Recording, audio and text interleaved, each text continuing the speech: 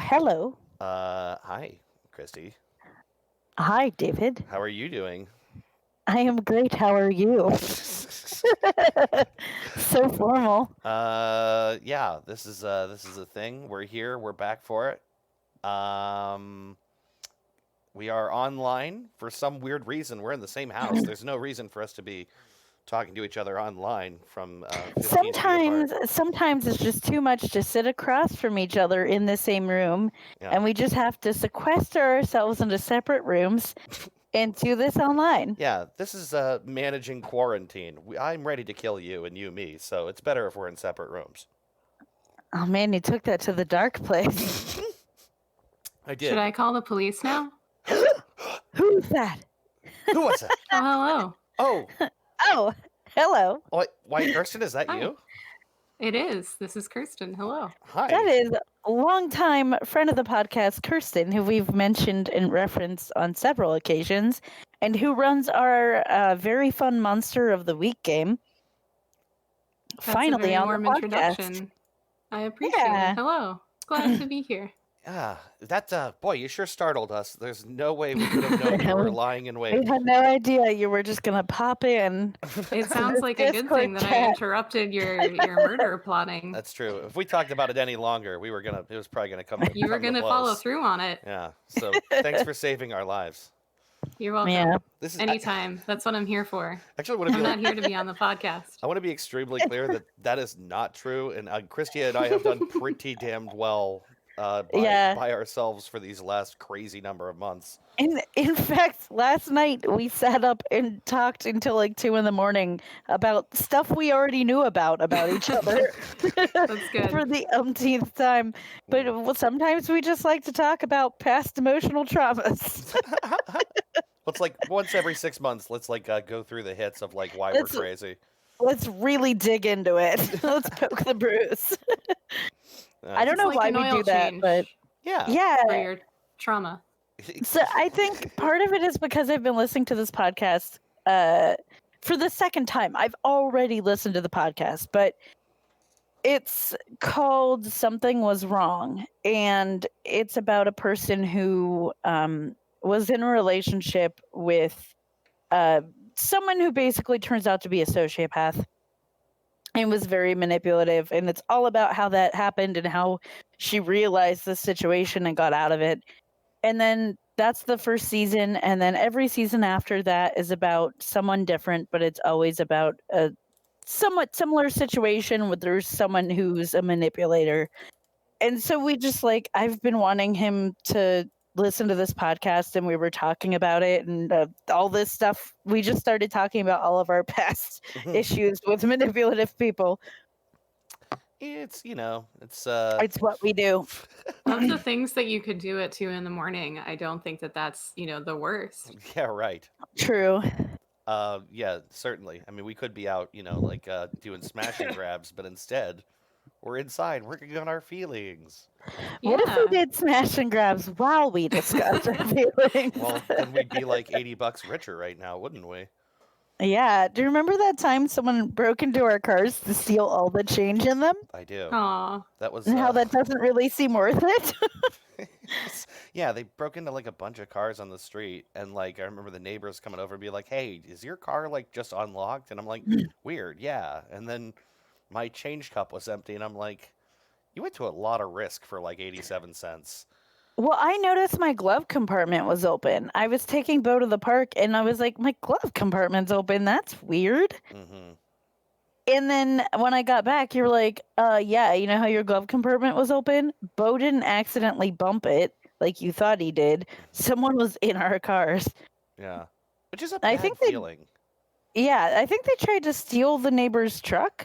Oh, shit, you're right. I forgot. So, yeah, They did a really bad job of it. They like got in the... Well, what were you going to say? Did they not succeed in stealing it? And that's They why did it not. was a bad job? Yeah. They did not. They like got in, tried to start it, reversed it out of the driveway, hit a pole or something, and ran away. Oh.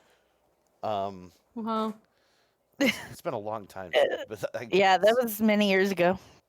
I want to switch gears a second and ask, what is the deal with turnips and why are they so important in Animal Crossing? Oh, well, so I think that this question has a couple of possible answers, and I need to clear my throat first. Okay, fair enough. Yep. That was gonna come out really like disgusting if I didn't take a pause. So, instead of causing gross audio, I just talked about the gross audio, which is still audio. Good job. We're here for Good the start. phlegm. We're here for the phlegm. We're here for all of the bodily noises as we discussed before Yeah. recording. Yeah. So As we've discussed, if you call it Foley work, everything is free game. exactly. So turnips in Animal Crossing Yeah. are very important to many people A and dissertation unimportant to by other Kerstyn. people. This is my TED Talk. Thank you for coming. So I think the one thing about him is really cute, which is so this little piglet called Daisy May comes to your island only on Sundays and only in the morning before noon. So 5 a.m. to noon is your buying window. And she comes and she's like, hey, I have turnips. You can buy turnips from Sow Jones Stalk Market, No. STALK, because her grandma is Grandma Sow Jones, because she's a pig, so she's a sow. And then Monday through Saturday, there will be one price in the morning and one price in the evening that at the shop on your island you can sell them, and these prices will fluctuate. So much like a stock market, you can buy a lot of turnips, and you have to buy them in stacks of 10. You cannot buy single turnips. It's like bundling stocks. And then you can play the market. Also, the reason that I was desperate to get some this week is you can eat them 10 at a time since they're in a stack. So you can eat fruit, you can eat eggs, you can eat these turnips. And if you want to dig up, I don't know, grown mature trees to move them around because you compulsively reorganize your island every week like I do, you can eat 10, fill up your inventory, and dig up the full trees, which you can't do if you haven't eaten something. Like you just bonk it with your shovel otherwise. So I wanted to make sure that I could power up. And then I bought more than I needed in hopes that somebody I know will have a nice price because a little spare cash is nice. I do have one friend who made 7 million bells, like farming turnips across a time-traveled island and a not time-traveled island, which to me is stressful and too much like my real life. Wait a minute. Wait, a time-traveled island? So like what? Like they... What? Yeah, so Animal Crossing is real time, and it's based off of your console's set time. So in this case, the Switch, but you could time travel on like GameCube as well. And so if you were to set your island to say it's Sunday at 9 a.m. and I had my island at Monday afternoon and my price was like they were buying turnips at $400 a turnip or bells a turnip, I could go to your island, which would be at Sunday, go buy a bunch of them for like 98 bells per turnip, and then just travel back to my island where it's Monday and sell those over and over and over again. Oh my god. Because in game it's 2 different days, subverting the no buying turnips on Sundays thing and getting a guaranteed profit. And I want to be clear because this might make people mad. I am not judging this. I just find it stressful and I don't engage in it.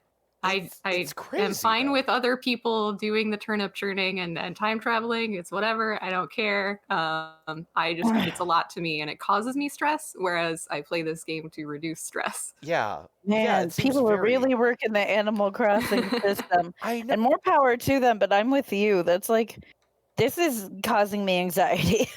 And I choose everything you've to- just talked about of like all of these details of this happens then and you can do this to root up trees. I'm like, this is so much information. I just like, I would never figure this out if I were in the game. I would be so lost and I'd just be like, I'm done. After like, this is why I don't play games like But open then you world can games. just talk to your cute villagers on your island, and that would be Yeah. fun too. Like you don't have to move things. Yeah. Yeah, I get very overwhelmed. Open world games are too much for me because I was like, I need someone to tell me what to do. Well, it's Give a me very small quests. world. You're on an island in the ocean, so you can't wander too far. Yeah, Dave loves open world stuff. Yeah, I do. What I dislike is when games become work, and if you don't play it that way, it doesn't have to be. But sometimes games can be so much work. Yeah. I think that I seek out forms of escapism in which, like, in particular, money isn't really a thing. Like, I really enjoy Star Trek and the Roddenberry vision of just a world where we've moved beyond currency, and also kind of in, like, you still have to buy things in Animal Crossing, and it's important to have enough bells to, like, I built a basketball court on my island recently, so I needed to buy 2 basketball hoops, which were pretty expensive, things like that. But I just like the engagement with making money as an activity that I would partake in for like an hour is too much for me, and it makes me very like sweaty. Yeah, I think I don't know. I don't know what. I mean, like I really enjoy farming type. Like I played a ton of Stardew Valley. Oh, I love Stardew Valley. Yeah, so like money is important in that game until it isn't, and then you're just like it's all about just managing your land and like micromanaging every little space you have to maximize your farm and all that. But like I think I sometimes gravitate towards stuff where there's a lot of like yeah, I guess space management, inventory Like a management. resource management type of Yeah. mechanic. Yeah, stuff like that. Don't know why. That doesn't seem like it should be fun, but it is satisfying. I think that it's probably, I mean, it's like a low real life buy-in where you get the satisfaction of like the Marie Kondo tidying, where, you know, in the game, it doesn't take nearly as much work to do something like that and get the satisfaction of like, yes, Right. this is my farm. I love it. Everything makes sense. The sprinklers reach everything. My scarecrows are cute. Like, life's good. Yeah, walking around going, does this pumpkin spark joy? I don't know. Something I used to do, I don't think it was an escape. I think I'm a glutton for punishment. But when I lived in Chicago, I worked at corporate store Little Caesars. It was gross, by the way. But so I worked there. And then I'd come home and I would play time management games in which I worked in a pizza shop. Oh no. Like Overcooked or whatever. Oh.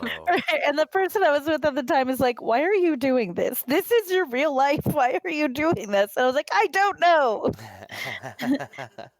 But I think part of it is like in the game, I was like, I don't know, something about like in the game I could figure this out, and in my life it's a mess. Like in the game, I feel like I could get good at it, but like I can't control anything in my life. So let me Yeah. control this virtual version of what I'm trying to do. I think that makes sense.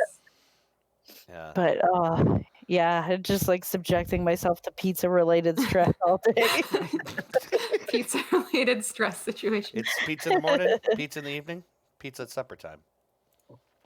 When pizza's on a bagel. When pizza's on a bagel, you have massive panic attacks about pizza. I said when pizza's on a bagel, you have massive panic attacks. No, That I doesn't- heard what you said in terms of words that are in English. You don't need to repeat that. It.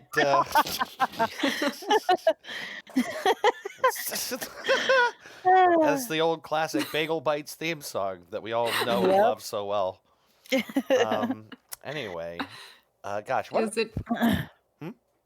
I was gonna ask if it's too forward if I asked if you guys wanted to play a game, since I'm the visitor and you're the host. That's incredibly presumptuous and rude of you, Kerstyn. What do you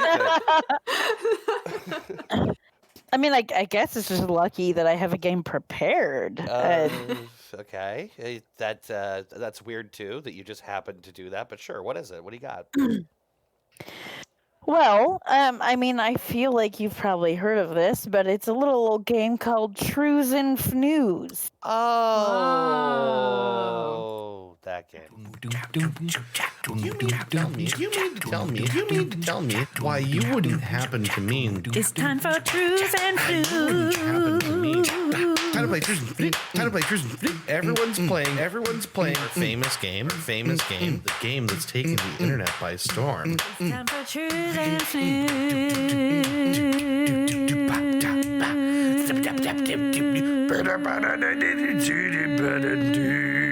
A Merv Griffin production. Yeah, that game. Well, shit. Do you want to tell us how it works? Sure. Trues and Fnews is a game, a fun little game. It's sweeping the internet and nation at large, in which Faster. I give you 3 news headlines. Faster. 2 are false, or the Fnews one is true or the truth, and you have to tell me which is which. I think you did it. I think that made. I think I followed it. Oh, jeez. Kerstyn, does I will this never make get sense to good you? at that. I feel confident moving forward into playing this game after the stunning introduction that I received from Christy. Stunning. Stellar. Perfect. Okay. Well, I guess we could play a game. I mean, I ain't got shit to do. So let's hear it. It's still quarantine time, so we can do whatever the shit we want. That's All right. right. Yeah. As long as we're inside. All right. So, first headline. Portland man caught pickpocketing tourists fled from police on unicycle, quickly apprehended. All right. Number 2. Recent elected president of the United States of Pupstagram, or POTUSP, Instagram famous dog Donald Trump endorses human and animal rights movements. Already better president than real life POTUS Donald Trump.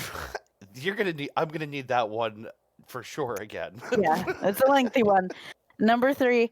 Asparagus picking trespasser in Upper Peninsula is a repeat offender, DNR says. Okay. These ones are complicated. Yeah, they are. All right. So recap. Portland man caught pickpocketing tourists fled from police on unicycle, quickly apprehended. Okay. Number 2.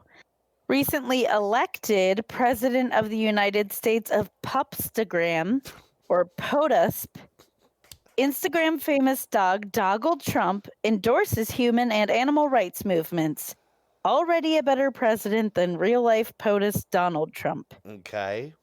Okay. And third, asparagus picking trespasser in Upper Peninsula is a repeat offender, DNR says. Is there a lot of wild asparagus in northern Michigan? Yeah, what? Like, is it just all over the place up there? And also, if you're trespassing, whose land? Who owns those asparagus? Well, it sounds like someone who, Asparagus. Ah. it sounds like it's someone is growing the asparagus. And like this a person is- weed factory hidden in a forest, but it's an asparagus trade. Right. Yeah. A heavily armed, guarded, like militia protected asparagus farm in the woods. Okay. I have an inclination here. I think I know what it might be. All I right. think I have my choice. I was going to try to prepare some Christie style summaries, but I don't have any good ones. Yeah, the only one I got was the Una robber. I tried to do it this time. But Nice. that's as far as I got. I like the unirobber. Yeah, and I'm sure there was going to be something like pick to peck a pickled something, but like I couldn't make that Oh work. yeah. Yeah. So. All right. Well, what are your guesses? 1.5. Yeah, I don't know, Kerstyn. Do you want to guess first, or do you want me to go first? Should we like? Am I going to influence yours by stating mine? You might. I mean, because if I go first, you get a Monty Hall problem, and you can You're right. have a 50-50 shot. Yeah, you're right. Oh, the Monty Hall problem. Well, I is guess so you wouldn't interesting. know if I was correct, but we could split our guesses. I don't know. I think I'm gonna go with number 1. Okay, I was not. That was not my guess. What's your rationale?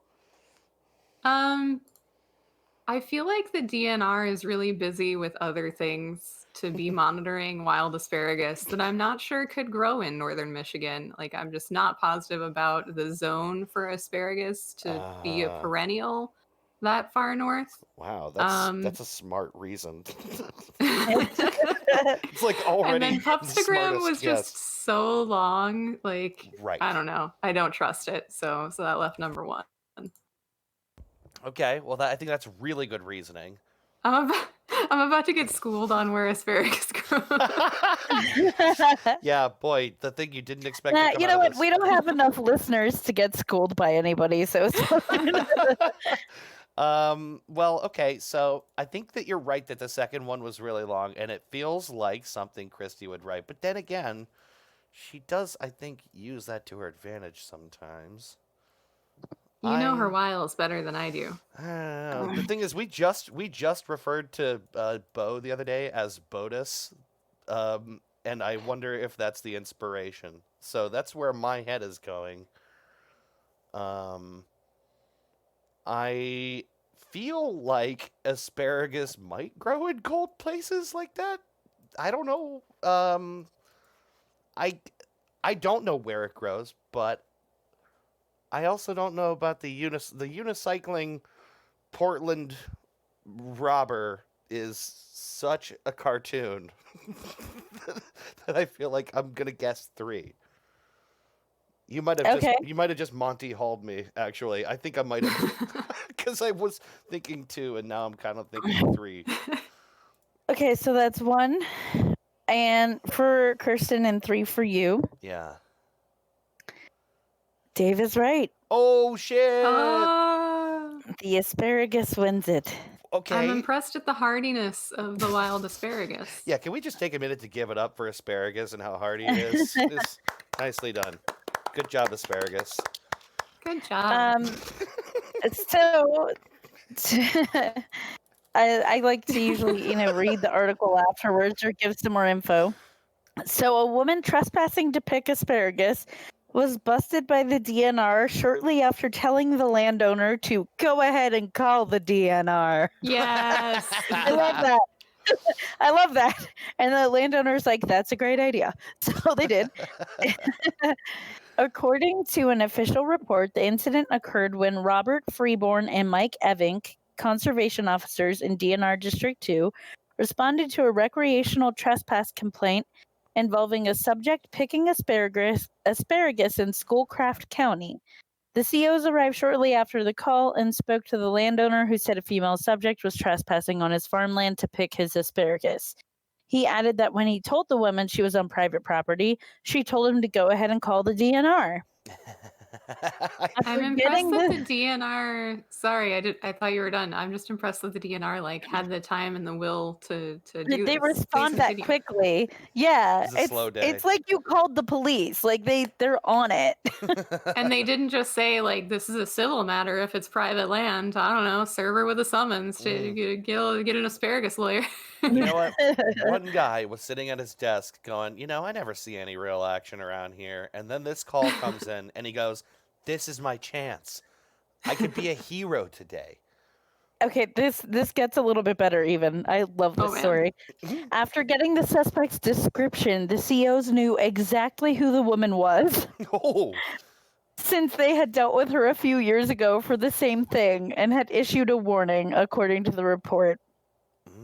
So that's why they acted quickly, is because they're like, that goddamn asparagus thief is at it again. Andy, the asparagus thief is out again. Yeah, leave don't leave scofflaws to their natural asparagus picking ways. The COs located the female suspect at her house, and she eventually admitted to the trespass. The suspect is also recalled being talked to by the COs a few years ago as well. A report will be submitted to the prosecutor's office requesting charges for the trespass, according to the report. DNR District 2 is located in the eastern Upper Peninsula and includes Alger, Chippewa, Delta, Mackinac, Luce, and Schoolcraft counties. In case anyone wanted to know. Can we just send her some asparagus seeds? Does she have yard space?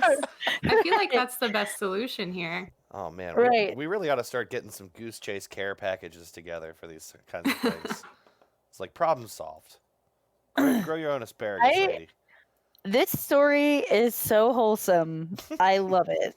It's just stealing asparagus for Lord knows what specific reason she felt the need to do that. And she keeps doing it. I love it so much. I mean, we would have really weird things. So we didn't live on a farm, but we had land that a neighbor farmer farmed and then would give us a cut of the proceeds. And it was pretty much always a corn soybean rotation. And we definitely saw people stealing corn, except that this was corn grown for cattle. So it's not good to eat. And I feel like corn is on the cheaper end of the food stocks. So right. I'm not shocked. Right. At least in the States, it's pretty easy to get your hands on corn. Yeah. Literally in their case. In their case, yeah. I like the idea though of someone going out and being like, yeah, we're gonna get this free corn, and then taking it home and just sitting down happy and then going to eat and being like, this sucks. I can't imagine that it's good. So, like, once again, I guess I always wonder if the issue is like, do you need food? Like, can we help you in some way? Right, like if Yeah. you would have just knocked on our door and you told us you were that desperate, we would have just fed you. Like we're giving It's you a some small food or town. something. Like, surely. Yeah. God, this is just Nice. I don't know. I figure being a farmer, your biggest problems are usually like teenagers messing around with your Deer, Yeah. teenagers like tearing up the fields, and probably drinking deer, in their trucks in the middle of it to not be found. Although I guess that doesn't work for asparagus, because unless I'm fully misunderstanding the plant of asparagus, like, don't they just grow straight up out of the ground, like the think stalks Yeah, that I you don't think they get? grow that tall or anything. Like No, hiding in the I have, asparagus field, like in signs. I have a visual aid that I will drop into this Discord so we can all All get a right. good look at what asparagus looks like. It's exactly what you think. It's like they just took what you get in the store. Well, have you and ever stick it in seen the ground. cashews? No. No. How cashews grow? No. I'll go on Mm-mm. mute a second so that I can click, clack, type, and I'll find a photo to share as well. Oh, you know what? I Fill the I air. found it. That is the weirdest looking damn thing I've ever Drop seen. it into the chat. Hold on a Dave minute. on the case. Dave on the case. Hold on. How did I not know this abomination of a plant? Oh my goodness. Okay, so for our listeners, and you could just look up a picture, but in case you're being stubborn and don't want to, they Or kind driving. of look like apples. That's true. Give them excuses. Or a pear. They look like a pear. Yeah, or like upside down, or almost like a bell pepper upside down, with a little fetus growing out of it, and that fetus is the cashew. Is that what I'm looking at? The nut part is just hanging on the outside of that weird Yeah, fruity that's the plant? cashew. What do they do with the Yeah. rest of that thing? What do they do to How? what to the thing? Yeah, what happens to the fruit? Where does that go? I mean, I would assume that's how it seeds. Like, either things eat it and spread the seed, or it like rots off or something like that. I'm not sure why the nut grows, but that would be my guess, because I think that's how most fruits, like, that's their point, right? Like, they have the seeds in them, and then Yeah. Yeah, it's really weird. I'm blown away. We're gonna have to have an episode on cashews. I think you should have an episode on nuts in general, because there's also another nut that I can't remember, but like the people who harvest it have to wear really thick gloves because it's like inside of something that is very, I don't know if it's acidic, but it's like you can't touch it. And so Oh. you have to like break it open and get the nut part out and like wash it off, and then it's fine. Well, we already did a weird plants episode. Maybe we'll do a legumes episode. Weird Nuts and legumes. legumes. Wow. We're gonna get real specific with this show. We're really running the gamut here. Well, what episode are you up to now? You need to drill down. I know. Well, this is episode 105. So Ooh. we've Episode 110 is where we shift to purely produce-based podcasting. right. It's Purely the produce podcast. it's the Ooh. totally vegan goose chase. No geese involved.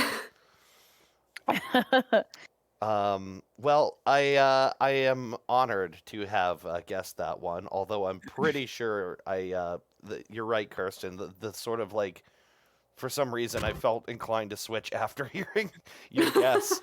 And I think maybe it's even just that because you gave that rationale, and then I had that. Then I thought about that and wasn't sure if I agreed. But like, you gave me a reason to go the other way. So, thank you. Well, that would have been a great mind game if I had done it on purpose and if I had won. But Right. I'm glad I could assist you.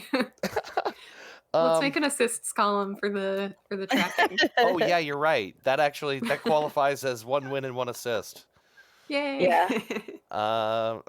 Okay. We want to take a little break? Yeah. Little break? So we're running about half an hour in here. So why don't we take ourselves a little break, and then we'll come back with the main segment. I don't know what you researched, Kerstyn, but we know that you researched the hell out of it. So Okay, do you want a teaser now, or should we just take a break and then you come We'll in take fresh? a break and we could just Okay. dive right into it. okay. Okay. Yeah, I do. I'm curious, but let's take a break here. So we'll be back in a minute with the rest of the episode. Thank you. Stick around. Bye. All right.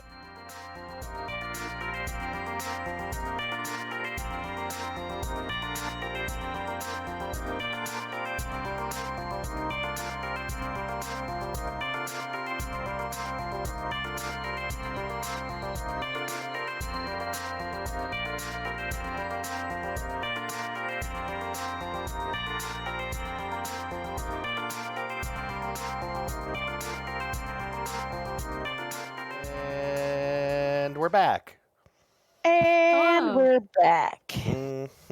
This episode is fun so far. I just want to say, I meant to say that when we were off the recording, but this is going pretty nice. For those of you listening at home, the expected emotion is fun. Yeah, right. This is like a guy holding up a stage sign that says "Have fun." If you're not Please having clap. fun, you're listening wrong. Yeah, it's not It's our not us, fault. it's you. Yeah, We yeah, just gaslight all of our listeners. yeah. What's your problem? Didn't It's fun. you know the theme was a roasting and it's you, the listener, who's being roasted?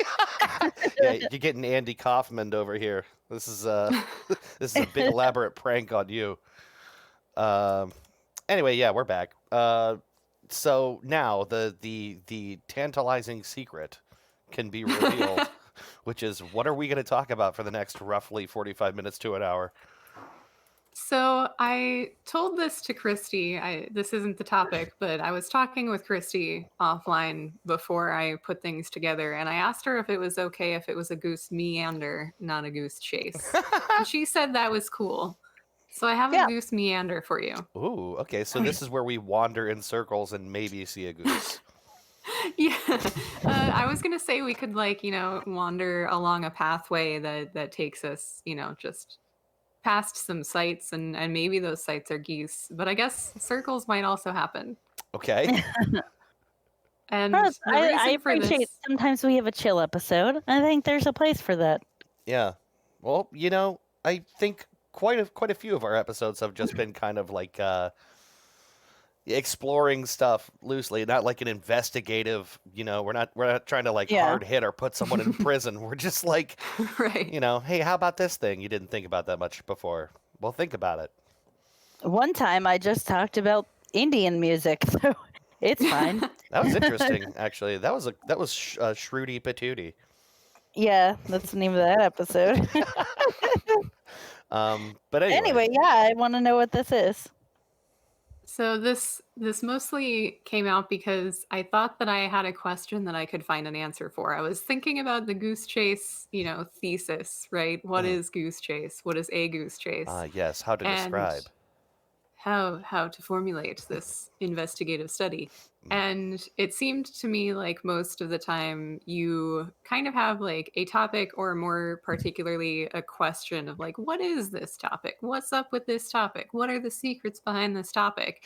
And I had a really great question, in my opinion, and then I could not find an answer for it. So I'm going to present to you all the things that I did find, none of which seem to be a clear answer, but that I think are interesting. And my question was... I like this concept. Are we free Okay. to speculate wildly and make false conjectures based on what we hear? Sure. Good. Did you want to just take a guess at the idea before I say it? Is that why you're asking? No, I mean that once you've laid out all of this stuff, am I free to then just believe whatever I want about it and answer this central question however I always. please? Dave, I think that a lot of people in today's environment are absolutely doing that about a lot of things. And Right, if you do that's what I that was gonna about this say. topic, like it's not the worst thing, so sure. Good. All right. It's pretty low stakes if you have a completely made up opinion about this one. feel free to also ignore any facts she does present. Right. And have an opinion not based on anything at all. Yeah, I'm going to go in with a free-formed opinion and basically learn nothing. Let's get this started. Excellent. That's what I was hoping for. So my question that I thought of that I thought would be interesting was, you know how sometimes in movies that have a procedural law enforcement type thing, sometimes there's that person who's like wanted across the country for doing crimes. Maybe specifically they're a hacker and they wear fingerless gloves. You know how frequently that person gets like offered a really nice job because they're like, you're the worst menace we've ever seen on the globe. How would you like to come work for us so that we can use your talent? Yeah, that's definitely like a trope I've seen multiple times. Yeah, so I was wondering if there are really hackers who get FBI or similar job offers after they get caught. Whoa, okay. Interesting. I like And this. Excellent. So for the listeners who don't know me. I don't want to go too much into like myself or my job because it's not your business. But I do work in computer security. That's my whole background. It's what my degree is in and things like that. I do not in particular do a lot of hacking. I have done a little bit of like what would be called offensive security, which is kind of this testing approach of like being paid to break into a building to see what the weaknesses are that you could get into it with. Being paid to social engineer people and try to get information that they shouldn't be giving out so that they can enhance their training, things like that. But I am absolutely not a hacker. So this was interesting to me in that it was tangential to what I do and things that I know about, but I don't really know much about it. This is awesome. I'm very I interested this in this idea. topic. Because, yeah, no, Excellent. like, I'm super interested in this kind of stuff. Like, especially, like, just how the human vulnerability element to everything, and how, like, so often when like when someone's, network is compromised or data is given out or someone gets access they shouldn't, like, how often it's just just people being dumb and typing their password in on the wrong page. It's just like these like simple social engineering tricks and stuff like that.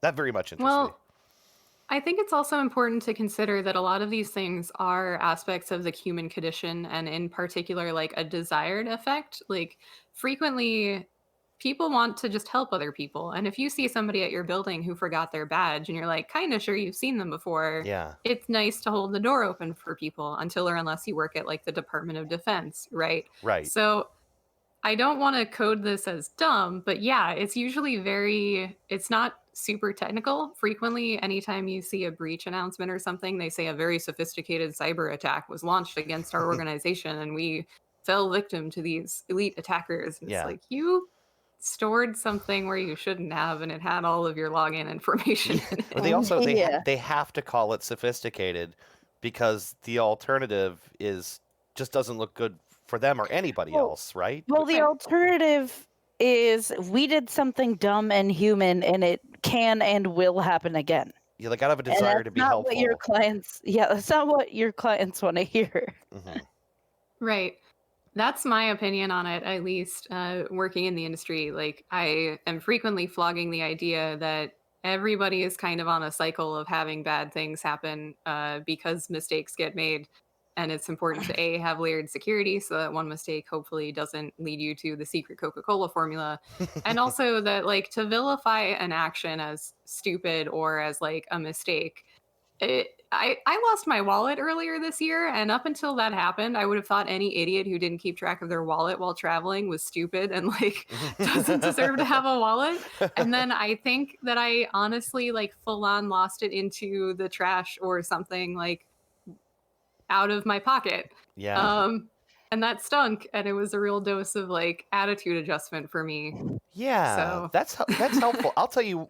Just since we're still on this subject, I have been the guy who got a link, didn't quite know what it was. Went to a page. I'm presented with the Microsoft login portal, and only after I had entered my password and was told it was the wrong password did I look at the URL and go, "This is a honeypot," and then like had to immediately like contact my IT people and just be like, "Whoops, hey. I just changed my password. This just happened." Yeah, that's very common. Yeah, I think it's very, very easy to make that mistake. We're not always on guard, and you would kind of have to be constantly on guard to avoid making simple mistakes like this. Yeah, I and mean, if you I take into consideration, like, was it a morning? Were you rushing to something? Had you had coffee yet? Did you have a rough commute in? Like, our Right. brains can only do so much. Yeah, exactly. Like no one can be perfect. I think you're right. Maybe it should be. I should kind of, watch how I talk about this because it's not necessarily dumb or whatever. It's just Well, it makes you feel that way because it's so simple, and Yeah. you're like, Yeah. I should have known better. But there's a reason these things work because, like, they work. Like Kerstyn said, like, there's so many factors why we would let our guard down.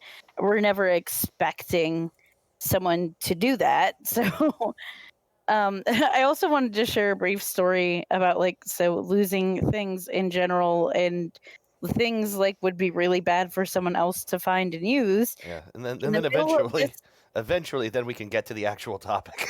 Go Yeah, ahead. It's fine. It's fine. in the middle of this pandemic, when like I'm obviously stressed out going shopping, I went to a grocery store and I was stressed out. It was horrible. It was a grocery store I haven't really gone to during this because they tend to be busier, and it was as bad as I thought it would be. And by the end of it, I was so frazzled. I like leave the store, get everything in the car, return the cart. I'm about to go and realize I don't have my keys. Yeah. And I like had to go back into the store, and luckily someone turned them in. It was fine, but I realized the reason I dropped them is because my pants didn't have pockets in them, and I kept forgetting that and like trying to put things it in in my your pockets pocket. all day. And I think what I literally did was I walked into the store and wanted easy access to my keys, and I put my keys in my pocket, which didn't exist. And I just literally threw my keys on the ground of the grocery store without knowing. Awesome. Yeah, I also blame the structure of the pants that I was wearing at the time for this, because they had Yeah. like not incredibly shallow back pockets, but like my wallet just fit. And I absolutely believe that I was like picking up my luggage or using the bathroom or something, and it like came out Fell because out. of dumb girl shallow pockets. Yeah, I'm very mad. let's blame the clothing Yeah, manufacturers I don't- firstly for all of this. I do not understand women's pockets and why you can't hold anything in them. It's a bothersome thing how small those pockets can be. It's the purse infuriating. manufacturers.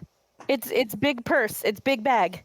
Right? That's Yeah. what it is. But They you want know. us to wear purses, and so they make our pockets tiny and unfunctional.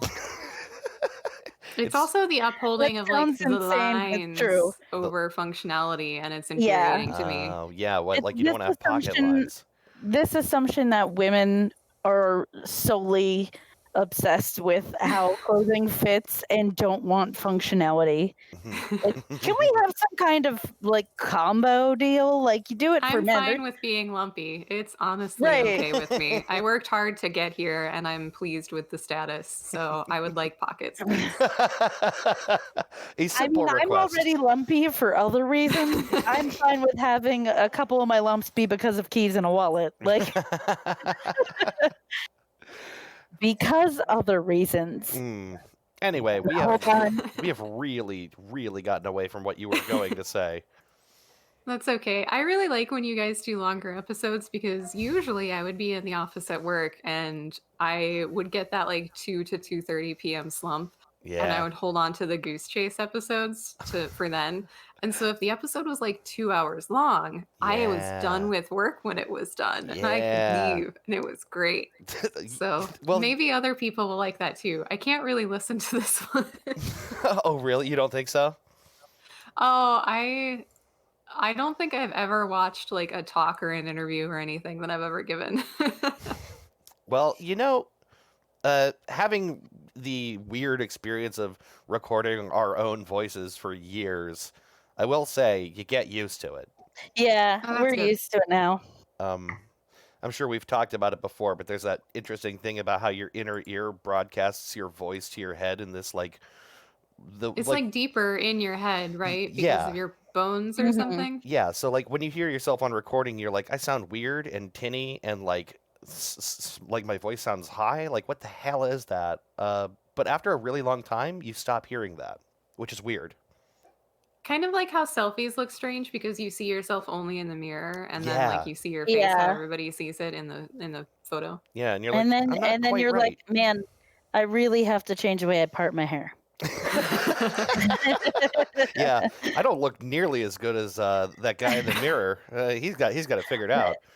This is way off topic, It and I'm sure sorry, is. but I once listened to some kind of it was like a podcast or something or news, I think NPR or something, just talking to someone who claimed that he decided to change his hair's part and it completely changed his whole life. And it was like such a funny take I'm sorry. that I was like, I have to know more about this. It changed my life. That's a Yeah, big like- claim. Yeah, like he became more approachable and had better relationships with people, and I think part of it was it increased his confidence, and that's why you had those changes. But his take was like literally parting his hair changed the way people saw him and improved his life. And I was Well, like, people who parted on the left are just garbage, and we Right. all know that. Yes. that was like what he was going for. He's like, I didn't realize I was doing it wrong because I saw myself in the mirror, but now I do it right and my life is better. And I'm like, this is weird. He's sitting in an easy chair going, those left parters are ruining this country. We need a right parter movement. He's like quaffing his hair. He's talking about the left, and you think he's talking about politics, but he's talking about people who part their hair on the left. Oh, it's stupid. I'm sorry. Oh boy. All right, anyway, back to the topic at hand, please. Okay. So the genesis of this question was two things. One, around this time, Wired published an article on Marcus Hutchins, which is a person who ran a blog called Malware Tech, or went by the handle Malware Tech or Malware Tech blog. And if you remember, do you remember WannaCry? Yes, very much. Big bad malware. I didn't hear what you said. WannaCry? It was the name of a piece of malware, basically, and some amount of time ago, because time has lost meaning, I think it was a few years, he was credited with stopping this pretty publicly because he dabbled in like malware reversing and was really good at getting into botnets and understanding how they worked and things like that. And he published on Twitter like, hey, I found out that WannaCry calls out to this web address. And it seems like it's doing that before it does anything else. So I registered the domain, and then somebody else was like, hey, infections are still spreading, but they're not encrypting things. Like, whatever you did worked. And he was basically the guy who saved the whole internet Oh my god. from this piece of malware. But I didn't know that. yeah. So catch later that year, I think, this is all just off the top of my head of Twitter news. He was arrested. He came into the US because he is a UK citizen.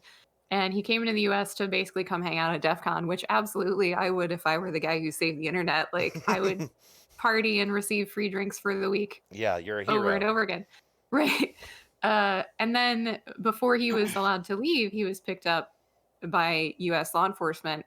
And at first, a ton of people in the information security, like online space, were like, you confused this, the Department of Justice screwed this up, like he fixed this, there's no way he did it. Because, you know, some people thought maybe he released it and so that he could look like a hero, like fireman setting fire type of thing. Yeah. But a lot of people were like, this is absolutely wrong, like you messed up.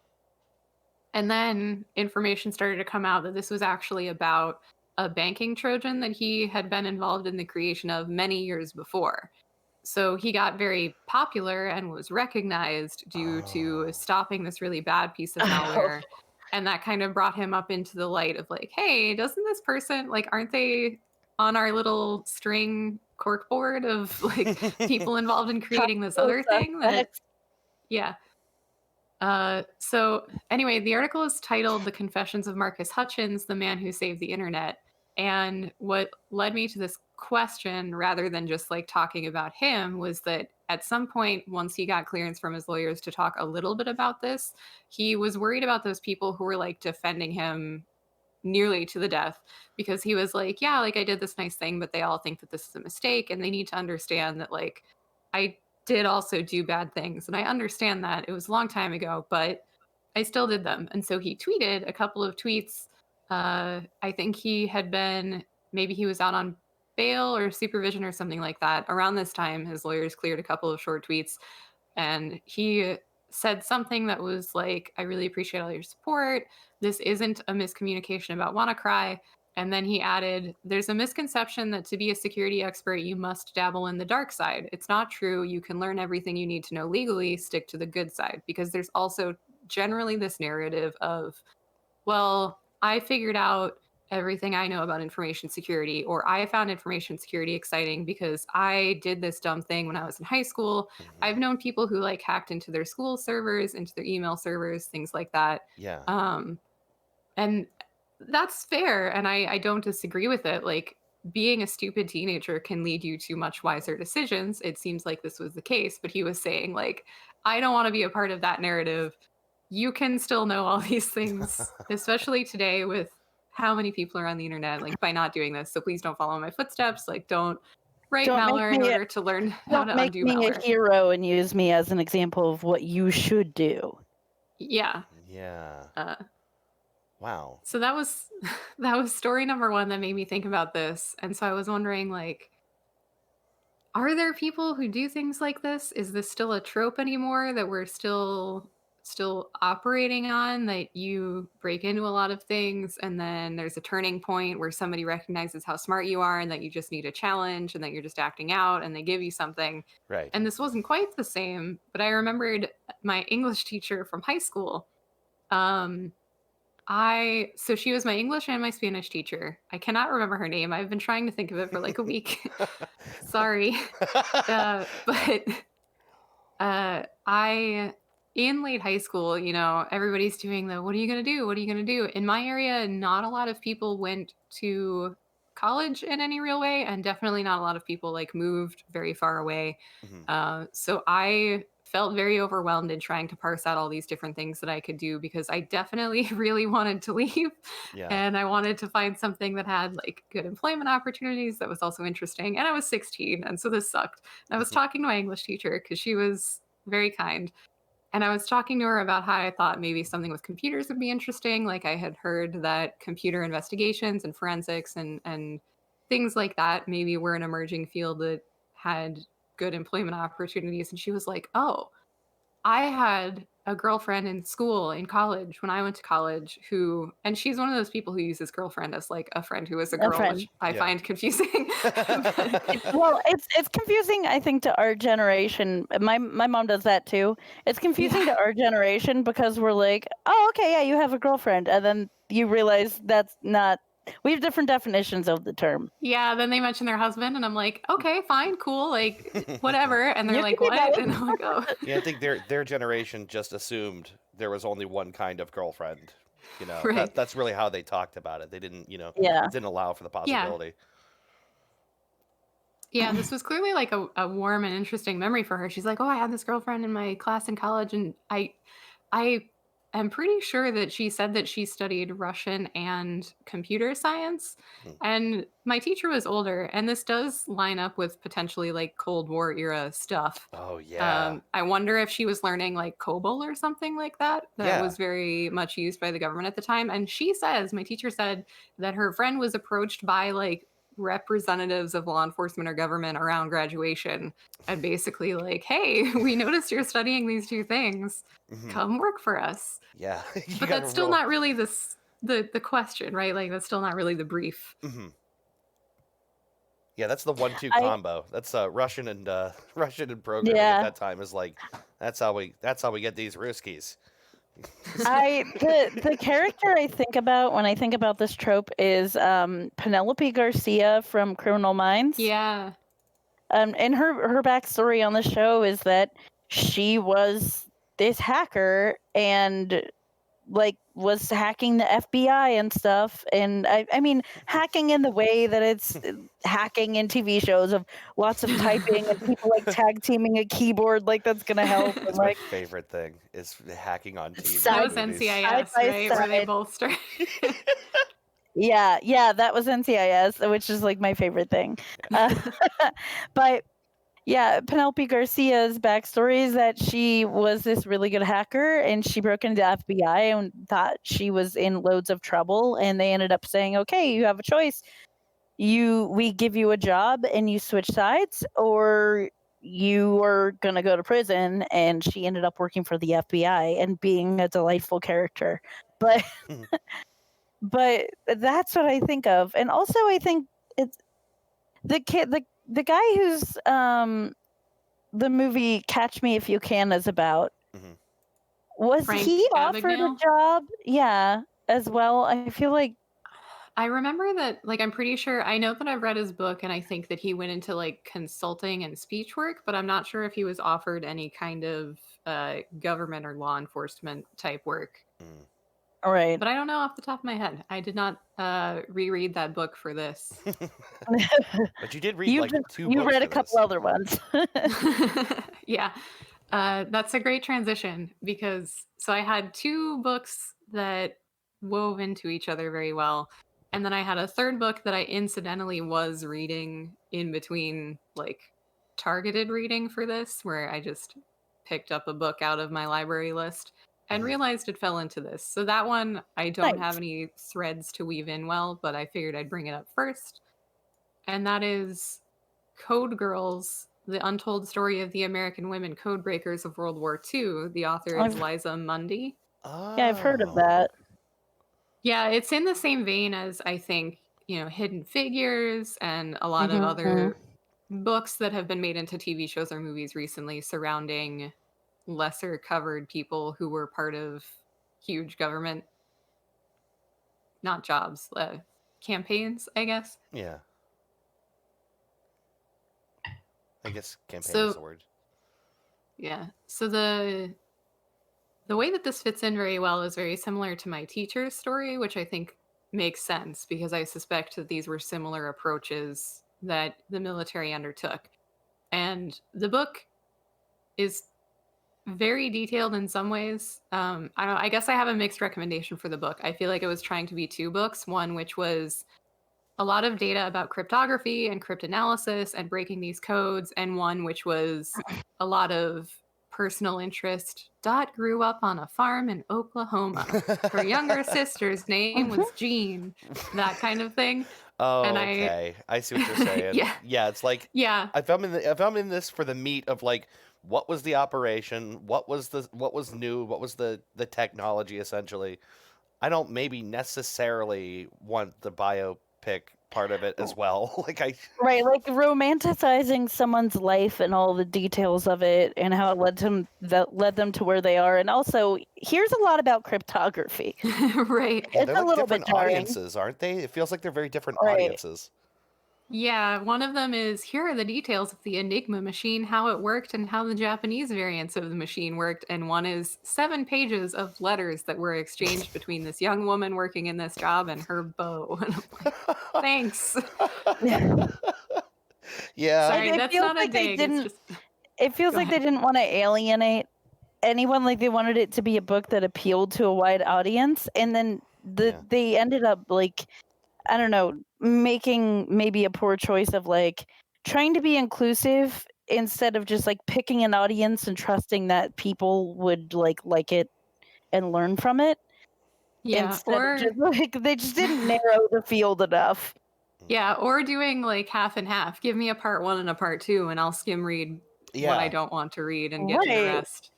That is to say, like, still, if this sounds appealing to listeners, please go get it from your local library. I don't know that I would buy it and keep it in my collection. I live in an apartment. I have to be choosy about what I'm actually picking up copies of. It's not a bad read. Don't feel bad if you skim certain parts to get to others, if you prefer one or the other. But the long and short of it is that it kind of half follows these women and half follows the military, as the military, for whatever reason, probably just competitiveness. It sounds like the Army and the Navy started separate parallel code breaking departments. Mhm. And at the time, World War II is going on. That's why they need code breakers. They're basically shipping out all of the men who are allowed to be deployed overseas, and the Oh. women aren't. And so they go, crap, we need people to stay here and do this code breaking. What can we do? And somebody has the idea, hey, we could reach out to these women's colleges, mostly ones that are affiliated with pretty upper crust Northeast US colleges. So Brown is a bad example because I do remember specifically that Brown and its women's college got like blacklisted because a professor said something to somebody about how prestigious they were and how great it was that they were contacted by the government to recruit students from their ranks for this job. And everybody in the Nice. military went, nope, that's the one thing we told you not to do. You're out. But schools like that, their women's colleges, they asked professors and deans to select students that they thought would be good at the job, who were women, who were studying things maybe like languages or linguistics or things like that. Mhm. And then Once would send again, them. the Go ahead. men are away. I guess we'll go with our second choice, the women's. Right. Oh, you love You love, so they summon them to meetings or send them letters. You love the 2 questions that they asked, which at the beginning were, do you like crossword puzzles and are you engaged to be married? Guess which answers they wanted. I'm Oh, sure hoping for jeez. yes and no, Yes. right? Mm-hmm. Yeah. Right. Wow. Yeah, because you're going to be too busy making home and making babies. Yeah. Birthing You're babies and engaged breaking and- codes don't mix. Yeah. This eventually expanded, and they would have recruiters in a lot of different towns. They would start looking for teachers or people who had been teachers in the past who weren't anymore. Pretty big struggle, probably unsurprising, to figure out how to quantify what traits a person would have or what interests or how to find these people to Yeah. be good at this work, because cryptanalysis and code breaking is hard. I wouldn't want to Right. do it all day, every day. Yeah. Oh, I have this mental image of a bunch of like retired teachers in like the teacher vests, like you know what I'm talking about, like the really silly like vests and sweaters that teachers wear for school pictures, Mhm. Mhm. and so like elementary school teachers sitting in a room breaking codes. Yeah. That's what I choose to believe happened. Goodness. I think at one point they all got to wear a variant of uniform that was made for Hmm. them, but at first that could have definitely been possible, I think. Yeah. I like it. The vests had like little computers and keyboards on them and ciphers. You get a little button brooch that's just got like an adding machine on it or something. I like it. So you mentioned the Enigma machine. So Mhm. this is all part of that project. This is Yeah, so the Enigma machine was one enciphering machine, basically. And then the book talks, I think, a lot more about the Japanese machines. I don't know if maybe the Enigma machine had been popped by this time, and so they were working on these other 2. They called them Red and Purple. And one anecdote that I really enjoyed was so my edition of the book was a later updated version, so it had some additional end material. And somebody, I guess, wrote or told the author that they took their mom to some sort of museum, and there was a purple machine, one of the Japanese enciphering machines, and she was like, oh no, we're not supposed to talk about that. Like, that's on display. I guess we can talk about that now, because the security culture of keeping your mouth shut about everything that you're doing, or else you could, wow. sink a ship, was so ingrained in these women. whoa. They were told, if anybody asks you what you do for the Navy, you say, oh, I keep the ink wells filled and I get people what they need. And, I just make sure things run smoothly. And I'm that an sort of office thing. assistant. I'm a receptionist. Yeah. Nothing to see here. Whoa. I can't imagine like just instinctively keeping a secret that long. I mean, like the Whole lives. Yeah, like the war. How long since that war ended? That like and like technology has moved way beyond that. You would think you just know. Okay, well, it's probably okay to talk about this. But I think you're right. It's the installation of that, like the imperative not to say something that gets someone hurt. Right. Wow. I love that anecdote though. Yeah, me too. There were And several I- that were like that. Somebody, I think, saw a 60 Minutes special talking about it, and this one was also good. It was a child and dad, and mom had been a code breaker, and they're all watching, I think, 60 Minutes, and they're talking about the women code breakers who were enlisted to do this work. And I think that kid or dad said something about, Mom, weren't you in the Navy at that time? And dad starts to say, yeah, she was the secretary that did this. And she goes, no, I broke that code. I was on the team they were talking about.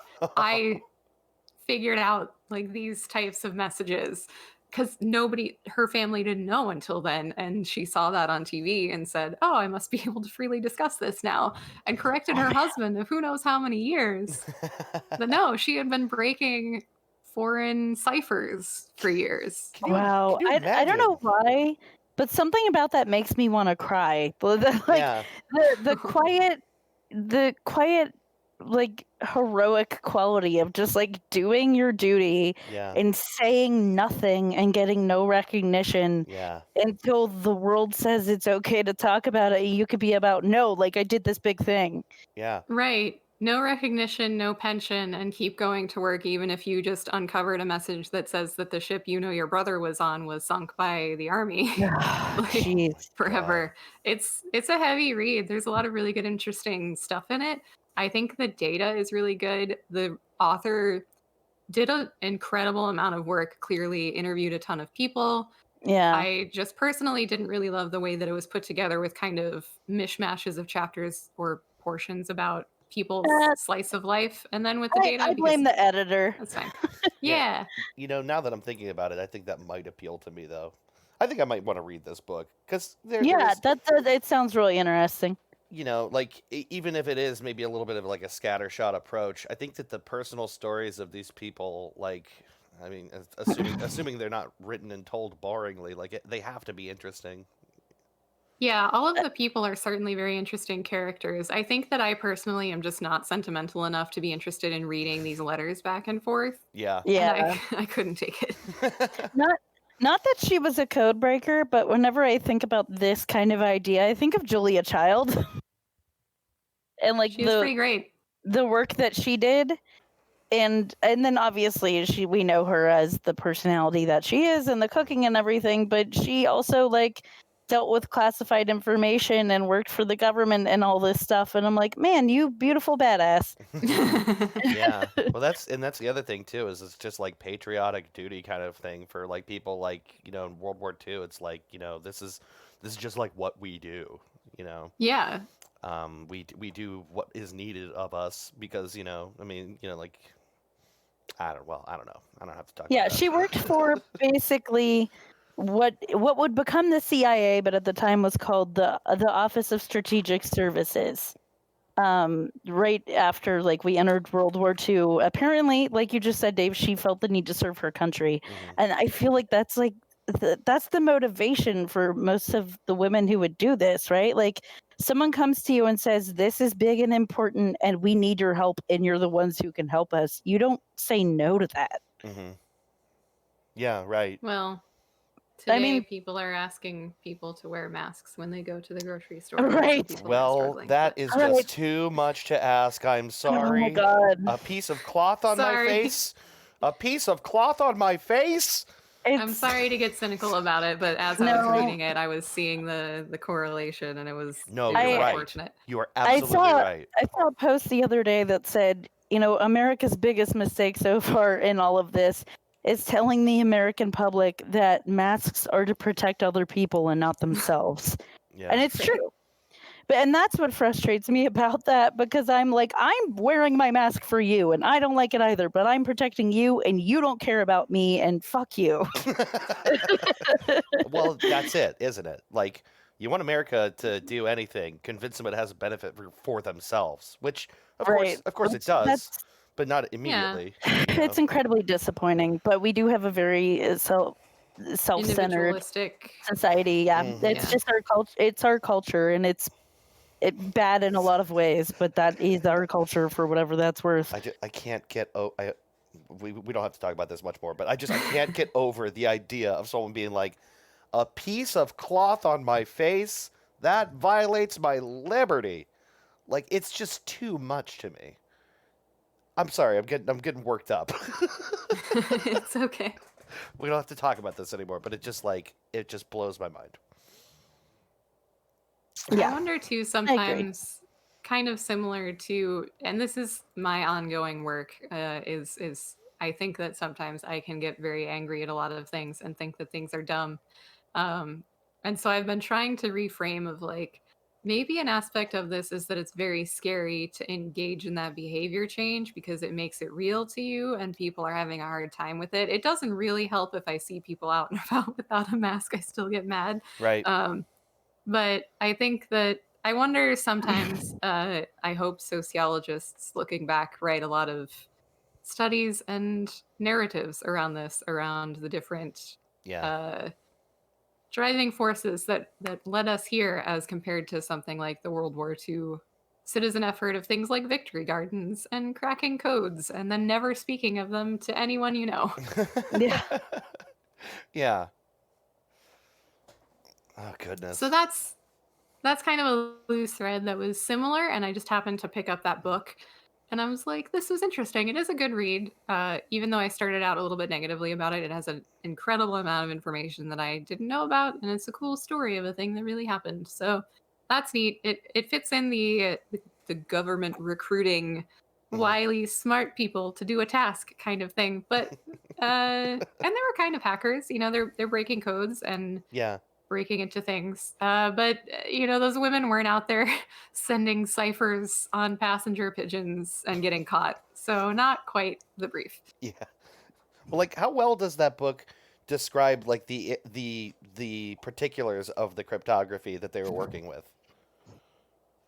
Like, It doesn't cover all of them, but there was a lot of information about how, so for example, Japanese would be taken from, I don't know what the proper term is, but the way that it's written in traditional Japanese writing or something, mhm. and then it was taken to this more verbal syllabic style of writing. So you're Oh, spelling out right. the sound of the word as opposed to the icon that means Yeah, the like word. phonetic. And then that would be, and so that would be encoded. And each syllable would be, let's say, 4 numbers. And then they would tell you about how actually the first 3 numbers were the symbol and the 4th number was like a check bit, basically. Like I Oh. would call this a bit if it were on a computer, the bit that says, yeah, I was submitted appropriately because I add up in this specific way to meet this total number of all 4 numbers. And so if that ever Oh. doesn't add up, you know that your file got corrupted or something like Is that. that something like a checksum or whatever you would call it? It's not the same thing as a checksum. It's sometimes called like a purity bit, or there's another word. A checksum is normally for a file. Like I would host a file and I would give you the MD5 checksum for the whole file. Mhm. The bit approach maybe is used for things like if you're streaming video, I think each packet that goes across your internet, I suspect it's been a really long time since my network class and I don't work in streaming. Mhm. But I would assume that you would want the bit by bit, like literal bit by bit. Everything has a bit at the end that tells you whether or not it made it appropriately or if it was malformed. And so you shouldn't use it and you should drop it and wait for it to Oh. be sent again. Okay. This reminds me of DEA numbers. So like if a doctor is prescribing a controlled substance, they have to have a registered DEA number. And one of the ways that pharmacists check if this is legitimate is that there are specific things that have to be a part of a DEA number. And they're pretty specific, and there's actually math involved. The numbers have to add up to a certain thing. And if they don't, that's how you know someone is faking a DEA number on a falsified, like, controlled substance. Description. Yeah. Credit card And I numbers are thought- like this too. Oh, really? Yeah. Credit card numbers have to pass what's called a LUN check, LUHN. And so if you look at your credit card number, the first 4 to 5 digits, I think, is the type of card. So you might notice if you're on a website and you're typing it in, it'll light up like Yeah. Visa as you start to type instead of Mhm. having the whole list of available credit card numbers. And then the middle chunk and the end chunks are different things. So the middle might continue to say, I'm not just a Visa, I'm a Visa bank card, and I'm a Visa bank card from this group of issuers. So Mhm. this is the bank that I came from, and I'm underwritten by Visa. And then here are my last 6, I think, that identify the specific card. And those all have to add up to something. So you can generate like fake credit card numbers for a given carrier pretty easily that would pass that check, Mhm. which is a common form of fraud. Wow, I did not know that. Now, if I was gonna find, say the algorithm to do that, where might I find that? I'm sure if you looked up LUN check on Wikipedia or anything about credit card numbers, like I was taught this in school very casually as like a flippant thing. That's part of why you have the CVV number, which is the number that's usually on the back, or in the case of American Express on the front, that's 3 to 4 digits, Yeah. as well Mhm. as your expiration date and things like that to add on so that it's Okay. not just the number. Fascinating. It's okay, Kerstyn. I was basically taught how to manufacture meth my first week at school. Between my chemistry class and my criminal justice classes, we had all the information. Oh yeah, Christy and I are armed with dangerous, dangerous knowledge. I see this.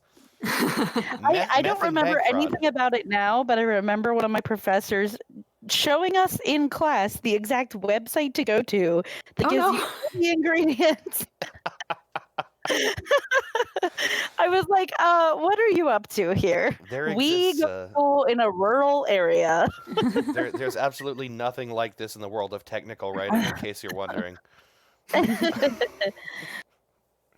The secret margin numbers. We are on to you. Right. It's there's just nothing interesting like that at all. But yeah, no, okay. So we took away from where you were going with that, but It's okay. It kind of fits in. Talking about cracking things and understanding systems so that you can defraud them gets us into. I wanted to try to look again for hackers in particular. Do Yeah. hackers get caught and then get flipped to working for the government? yeah. Googling this gets you really unuseful results because what I found a lot of was, and I wonder sometimes if this was kind of a promo thing, because it seemed like from 2014 to 2017, there were many articles regarding FBI hiring practices, and in particular, hiring people with technical skills, hiring hackers, all of those buzzwords and Mhm. phrases from places like Vice and Politico and like upstanding news organizations. But it was weird to me that there was about a 3-year span where this was clearly a very hot topic. And it could Uh-huh. just be like, I could be a conspiracy theorist, and it could just be that they were having a genuine hard time hiring. And so this was a topic of conversation for them. But some of the articles said, the FBI can't hire any agents because all of them are smoking weed. And then some of the articles said, no, the FBI is not having a hard time hiring people. They'll accept you on these contingencies, or they've relaxed this thing or whatever. Mhm. And I was like, what was it? Because some of these articles are around the same time. Yeah. It kind of makes you. So you get a lot of articles about weed and hackers if you search, does the FBI hire hackers? So I wonder. Yeah, it makes me wonder if they were actually trying to like make that message known somehow, or just like kind of Yeah. dropping to various organizations like, "Hey, here's the story." Like whether they were trying to communicate something or not. If you want one of these sweet government jobs, stop smoking the reefer. Put down the Mary Jane, kids. Step over here to this terminal. Man, I spent so long not smoking pot when I was growing up because I knew I wanted to potentially work for the government. Yeah. That like then when I started like talking to people who work for these government agencies, they're like, "Oh no, you don't have to like have never tried it." At most places, some are stricter than others. It depends on the organization, but most of them are like, you just have to be honest during the polygraph. Like, if Mhm. you've Yeah. tried it, preferably it was several years before your job interview, and Right. you don't do it regularly, and you You tell them didn't that inhale. you did it. You never inhaled. Right. Yeah, never in hell.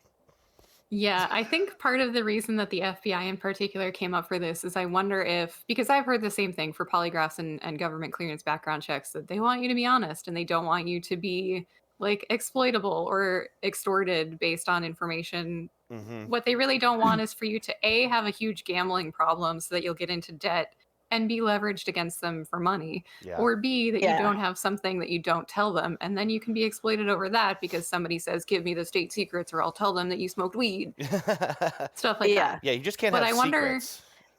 Yeah, I wonder if maybe the FBI had a written requirement that specifically Schedule 1 drugs, you couldn't have done them in the last 3 years, like not as that parameters. So like the honesty thing maybe didn't work. I'm wondering. I'm not sure. Yeah. I don't work for the FBI. But all of this kind of, to me, didn't really lend itself to the idea that they were hiring hackers who did fraudulent computer hackery things. Because Yeah. if nothing else, I have an assumption that somebody who's living large, ripping off people with the internet and their hacking skills is also smoking weed, frankly. Well, they're just not scared of much, are they? Right. It's like, if that's what If you're you're getting doing. away with something that big, you probably feel like you can get away with smoking some pot. Right. I do wonder about like even so I always just kind of took it for granted that like there must be some kind of recruitment of people that use their abilities to do the wrong thing, because because it's a limited pool of people that are that talented. That's always the assumption I made. Right, and that's kind of the origin of this whole question. Is like, is this true? This must be happening. And granted, all of my research could be turning up nothing because it's a secret. Well, right. That could be the thing. And then the other thing is like we might be influenced by the time that we grew up in, more or less. I mean, like Yeah. there was a time where like the pool of people who were particularly skilled with computers was very, very small. And I don't know if that's the case anymore. Like I got to think that the people hiring, for like these, these types of jobs, like have a bigger pool to draw from and don't necessarily need to like, pick through the heap of bad apples. Do you know what I mean? Yeah, there are certainly a load of people now who are very interested in getting into hacking for a job. So at least there's a lot of entry-level interested talent Yeah, right. for sure. Yeah, it just seems like they maybe have many more options now than to have to go after, someone who might kind of be maybe morally compromised.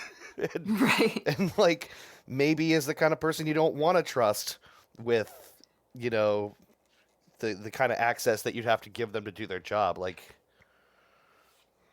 I don't know. Right. Or at the very least, even if they have become an upstanding person, do they still have any connections to people that would try to exploit them and know things about them? Like, are they an easier target for things like social engineering by the people they were working with? Questions like that. Right. So aside from all of the weed articles, the name Kevin Mitnick came up, and I've definitely heard this name. What's interesting to me is that I know it mostly from, I got this expansion for Cards Against Humanity once called Hackers Against Humanity. Oh, okay. And it was clearly made by like DEF CON hackery types. And one of the white cards was kicking Kevin Mitnick out of a Chevy's. A Chevy's is apparently a chain of restaurants that I think is just like an everyday restaurant. Okay. So I was looking this up, and it actually had something to do with, so there's RSA Con, which is a conference about computer security. If you recognize the name RSA, you might have like an RSA token that you use for two-factor authentication to log into things. Yeah. And I guess one year RSA made a deal with some government organization to basically allow, I don't know if they like gave them keys or built in a backdoor or enforced the use of weaker encryption or something like that.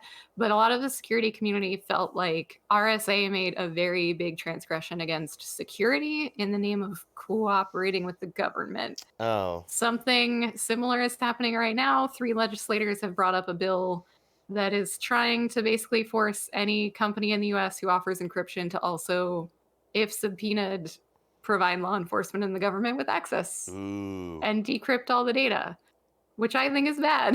Yeah, right. No, like, they're basically saying they have to provide like the key or whatever, like in yeah. So for decrypting whatever. Yeah, because I'm trying to think of my limited experience with the term RSA is in terms of like generating public and private keys for like GitHub. That's the only reason I ever used it. But so if you have that, you have access to the whole communication, right? End-to-end encryption becomes pointless from a perspective of anybody who has that key. And then I also start asking questions of myself of, well, how many people in the government are going to get this key? If they're providing the key in response to a subpoena, is that a court record? Like, does this become completely compromised? Do they have to then roll their keys constantly?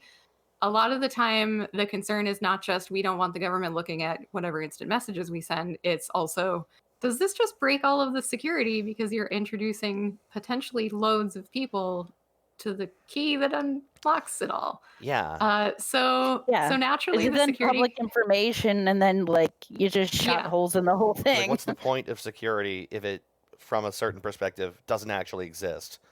Right. Yeah.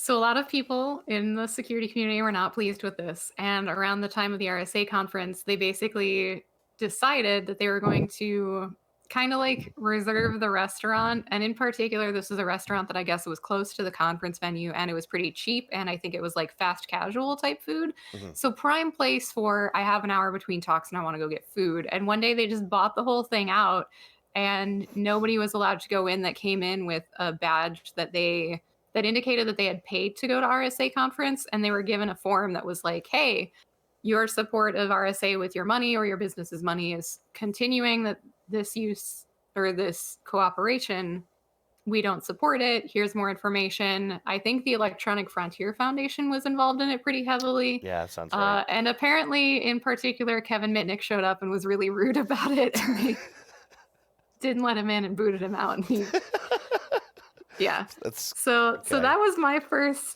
the first bell that rang in my head. Kevin he's Mitnick. not.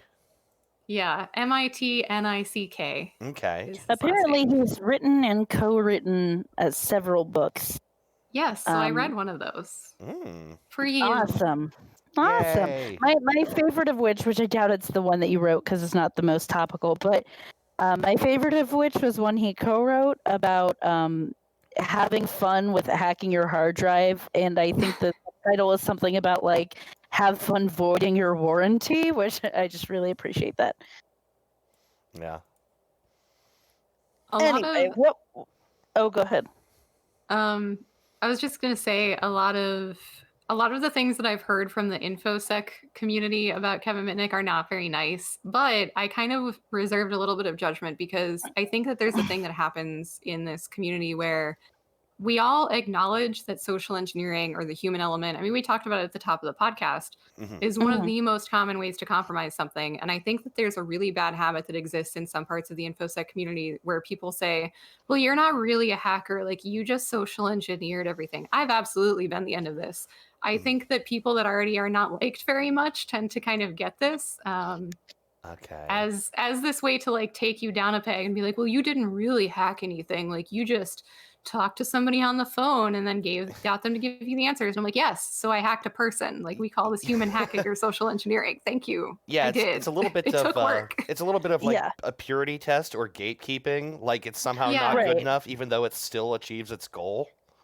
Right? Right. So I was like, I need to go to the source for this because I think that it's only fair that I read Kevin Mitnick's memoir so that I can get a glimpse for myself. And also, this came up as it seemed like maybe some reports were such that he got to do consulting work with the CIA afterward. This was really the only like name or specific instance I could find for this search. So I read Ghost in the Wires, which I think he had a ghostwriter for. Like, there's another name on it, but it's Kevin Mitnick's memoir that he wrote or co-wrote. Okay. It starts out with a lot of what I would call the required hacker anecdotes of like, I was a nerdy child who preferred to read books inside, and I liked to pick at things and find loopholes and irritate the shit out of my parents. Right. And I was like, relatable. Sure. Yeah, of course. Right. Here's how I rewired our whole house to piss off my parents.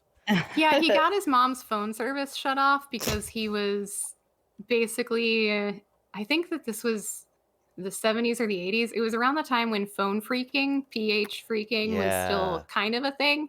And he says that that's what got him started. Like, he really wanted one of these blue boxes that people were using to get free long distance calls. He wanted to get into this.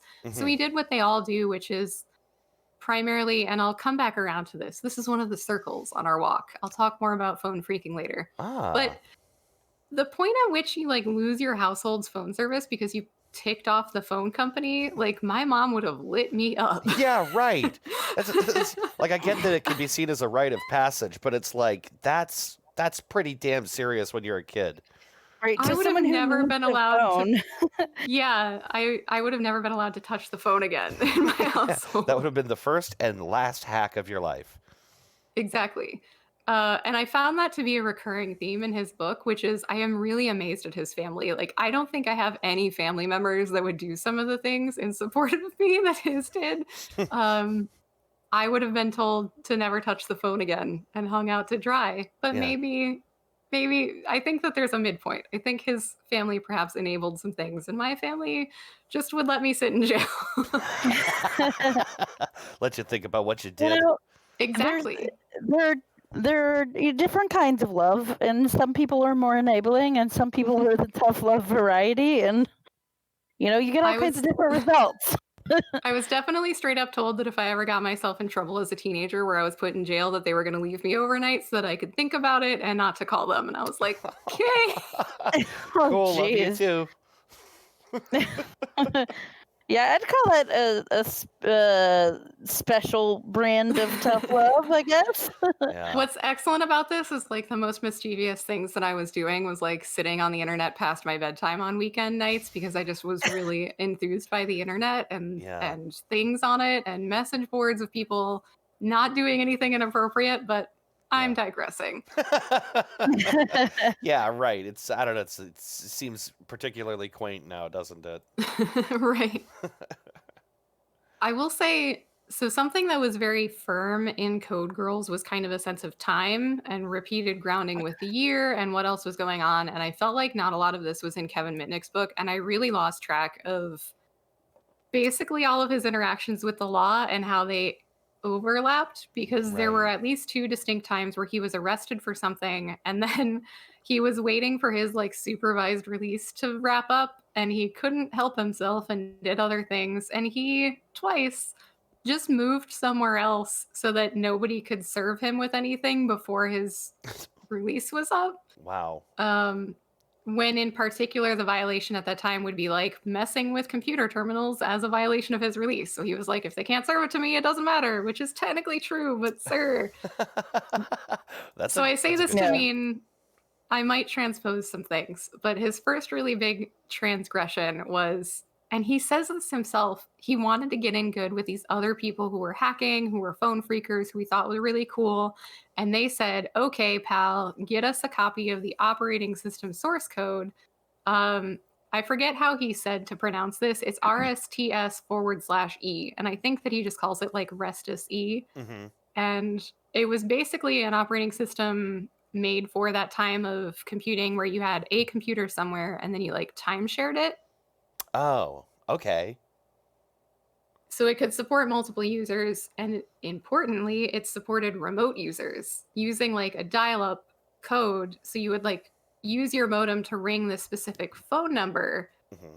Not quite like dial-up internet as we had it, but I think very similar. And so they were like, okay, pal, get us into this. And they gave him, I think, like one internal phone number, and then he social engineered and got his way into getting an account set up that they could use to log in. Promptly, these friends of his downloaded all of the source code and then pointed a finger at him, called up the company and said, Kevin Mitnick broke into your stuff and stole everything. Oh, jeez. Wow. And he continued to do stuff like that. I think it kind of speaks to, the reason that people get into stuff like this often in the first place is it's fun. Like, of course he would continue to do that, It's exciting. It's like I don't know. It's like a prize almost, right? Yeah, and that's what he says repeatedly through his book. He presents it in a kind of grating way, in my opinion, where he's like, all of these prosecutors just couldn't understand that I wasn't stealing it to sell it. I just wanted the thrill of the hunt. And I'm like, yeah. Or they were just making sure that you weren't also selling it to make money. You're right, Kevin. They're stupid. You're smart. All the time. Yeah, they had no idea. They didn't figure you out at all. Doesn't matter. This book had a lot of similarities to Ronda Rousey's memoir, which I think is called My Fight, Your Fight, where it feels like every time the protagonist / real life person does something right is because they're really smart and they worked really hard and they practice constantly. And every time something goes wrong, it's because somebody else is an idiot and did something dumb. Oh boy. All right. I forget what that bias is called, but yes. Yeah, there's a name for that. That's a problem with a lot of memoirs. Yeah. I mean, I like memoirs. I really do like reading people's memoirs, but yeah, same. But you get that a lot in those because that's kind of how we think about ourselves. We're the protagonists in our own story, and some people are more emotionally intelligent than other people and more self-aware than other people. So some people have the wherewithal to be like, oh no, I understand, like sometimes bad things happen and it's no one's fault, or sometimes I understand that like oh yeah, I cause a lot of the problems in my life and a lot of the good things in my life. And some people are like, everything that's good is because I'm awesome, and everything that's bad is because the world hates me and everyone sucks. Mm-hmm. Right. So Kevin goes on to at some point monitor NSA phone lines to see if he could do it. So he wiretaps the NSA and then wonders why they I don't love like it. him. I love Amazing. it. I love it so much. As far as I understand, the thing that got him arrested the first time was that he never downloaded that operating system. His friends did, and then we're like, neener, neener, neener, he did it. Yeah. I kind of secretly wonder after finishing this book if he like did something really rude to them, and that was the driver for this. Maybe not. Maybe they were just also jerks. Yeah. But he was taking like a college certificate, like a 6-month certificate or something like that, in something related to computers. And he also had access to the computer lab. And so naturally, what he did was resume this social engineering so that he himself could also download this operating system source code because he also wanted to look at it and see how it worked.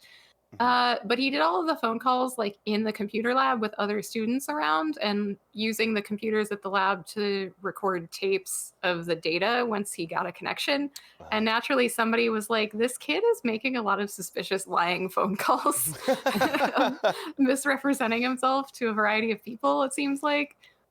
Yeah. Yeah, like you would, So- someone would notice that at some point. It's a bold move. Yeah. And then I think while he was on probation or some sort of supervision after that, he has his friends that he still wants to impress. I think they're different friends. But he's doing his thing where he's got to show off how cool he is. And he's like, oh, what would be really neat would be to go into this business and just see if we can walk in. And so they walk in and he's like, hey, I don't have my badge, but I work here. I wanted to show my buddies the office. And the security guard is like, yeah, whatever. It's like 8 p.m. Who cares? And so they naturally find a bunch of manuals and books and files about systems that they find interesting, grab a bunch of them. He gets paranoid about having all of this physical evidence of this thing that they did, especially if anybody were to get suspicious and like ask that security guard like what happened or something. He gives all of this stuff to his friend, I think Lenny, and is like, hey, can you hold on to all of these books and stuff? And he later gets pulled over, arrested, and somehow he was still under the juvenile court's control because of that earlier thing. I think he was an adult at this time, but the operating system downloading thing was when he was a juvenile. So he was still like under control of the juvenile court, which he says is like a super lucky break. But what happened was his friend Lenny, who had all this stuff, I think was courting a young lady who was also interested in hacking. And so what do? You tell the girl all about the cool stuff that you've hacked and all the things that you've gotten. Hell yeah, right? You gonna not tell the girl how cool you are? Come on. Well, the girl doesn't like Kevin, and I think he talks a little bit about like maybe the reasons behind this. At some point, you start chalking it up to just maybe Kevin's an asshole. Yeah. Sorry, Kevin Mitnick, if you ever listen to this obscure podcast because your name's in the SEO, but you don't even write yourself as the good guy in your own book very often. Yeah, like at some point, if lots and lots of people are wanting to turn on you, there is a case mounting that maybe you haven't been super nice to everybody or something. Yeah. Right. I'm usually pretty aware of like when I hear stories like that, where it's like, oh yeah, and then someone used me to do this thing, or someone All turned of me my in. exes are crazy. Yeah. Where you're like, okay, well, is it really that, or are you an asshole? And they got sick of you being an asshole and stopped covering for you. Like, Right. Wow, yeah, that's all of my exes are crazy. Totally sums it up. oh god, yeah, really does. Yeah, that's like a big. That's the reddest flag of red flags. Yeah. I understand that I'm the common denominator, but it's all them. Right. Anyway. So there are a few things here that I have the timeline jumbled on. I also like read this book and then read other books and kind of went back to it. So it might be the timeline telling. It might be just me not remembering it well. But two things. One, at some point in all of this, even though it was under the juvenile court and his name should never have been published, a couple of local newspapers published like Kevin Mitnick steals information from Pacific Bell. And also, or I don't know if it was from Pacific Bell, but also Pacific Bell was the phone company that had a file on him because he messed around so much that he got their phone cut off by them. Right. So he tries to kind of go straight and get a job at a phone company because he's like, I'm so interested in these phone systems, in operating systems. At this time, a lot of computing was kind of like, because it operated over the phone system, it was related to the phone company.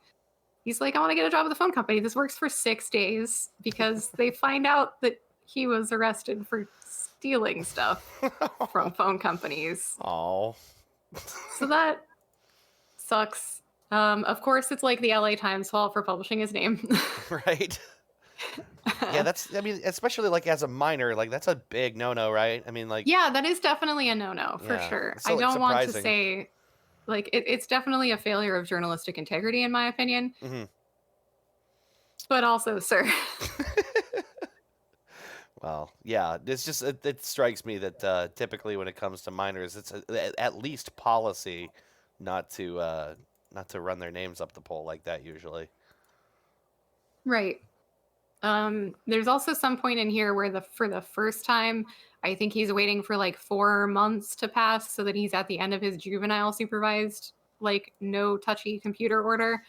And he's like, well, if they can't find me, they can't serve me with still touching computers. And so he has like an aunt and an uncle who have a farm, I think, in upstate California. And they're just like, sure, Kevin, come do farm work for a summer. And I'm like, again, my family would never. Oh, that's crazy. So he just manages to dodge ever really having to like be served with that or whatever. Is that the idea? That For a while, he pulls it off. Like in this instance, that happens, and he just like goes up to some farm. They never find him, and then he's like, "Hey, so under this California law, this means that this expired, and I'm done, right? Even if I touched computers at the time, like I'm no longer under your purview." And they're like, "Yup," and he's like, "Cool, I'll go back home." Wow. they harbored him essentially as a fugitive. This is like right. this is like the act 2 of like some big movie where like he has to lay low, or it's like the second movie in a trilogy where the guy's got to lay low a bit, but then he comes out of retirement and he's like better than ever. And Man, It's I really Rocky want to lifting watch. firewood.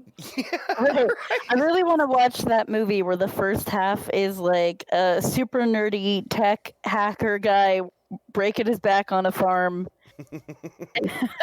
and the second half is him going back to his old ways. Yeah, right. Like it's called him out of retirement. Like it's time to do this. You got to get back in there. You're the best hacker there is. He like lowers himself back into a computer chair for the first time in years, and he's Like a like, gamer chair. yeah, this is the stuff. Yeah, he puts his sunglasses on and hits that power button, and it's like, pew! He's got to slowly pull on his fingerless gloves and then pull up his hoodie. Yeah. There's a montage. This is Yeah. all part of the montage. Oh, yeah. Guys, I'm going into the internet. I'll be right back. Okay, Mitnick, get a hold of us. We're writing this movie. We got to stay worked up.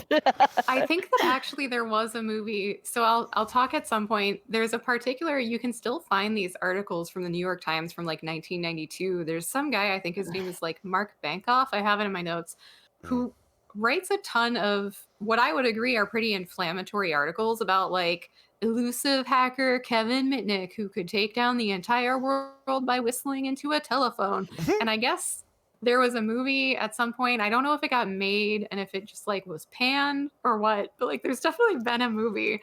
Yeah, he talks about that a lot. He really hates that reporter. But around this time, I think in like the intermediary chunk, as far as I could tell, Kevin's like, I meet this girl, Bonnie, and Bonnie is my friend, and she tells me about how she's engaged to this guy, but she's suspicious because he always talks about how he's very rich, but he never seems to have money, and he seems to like not be driving nice cars or all these things. And so instead of being a normal person and encouraging her to like ask questions or find these things out in normal ways, he like hacks his bank accounts and is like, no, Bonnie, this man is not rich.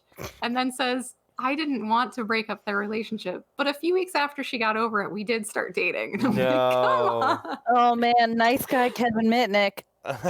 Oh, no. I don't like that. They Yeah. eventually get married, and he states that this is in part because he's done something else, and she can't be forced to testify against him if they're married. And also, she says she was crazy about him. So he has redeeming qualities. Wait, this is his words that she says she's crazy It about was him? a quoted part, so I think that it was Mhm. taken from some sort of interview, perhaps. Okay. I don't know that the ghostwriter and the editor would have allowed it to be like written as a direct quote if it wasn't. If it Hopefully. wasn't from something. Okay, good. And what's funny is it seems to be taken as kind of a retrospective where they're like, so Bonnie, tell us why you were willing to marry Kevin Mitnick as he faced prison time for hacking yet again. And she's like, I was just crazy about him. I don't know. Something about him. In his own book. He was Go ahead. blackmailing me. Aw, I don't know not- that that's true. That's not fair. Not but it a was not a funny. claim internet journalists and lawyers. Yeah, that's not a real thing. That's what we call on the Goose Chase podcast a joke. Yeah, that's a very silly, totally not legally condemnable statement.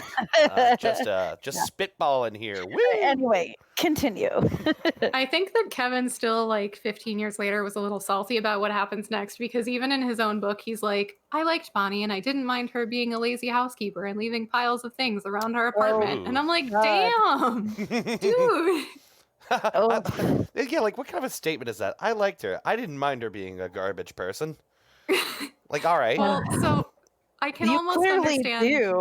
do. I can almost understand this because what happens later is that so Kevin, like deals with this stint of prison, in which I think this is the time where while he's in prison, he's like, I could only call people on my approved list, but sometimes I wanted to talk to Bonnie and she was at work. So I would like put my hand behind my back and hang up and immediately ring before the dial tone was audible to the guard that was sitting there staring right at me.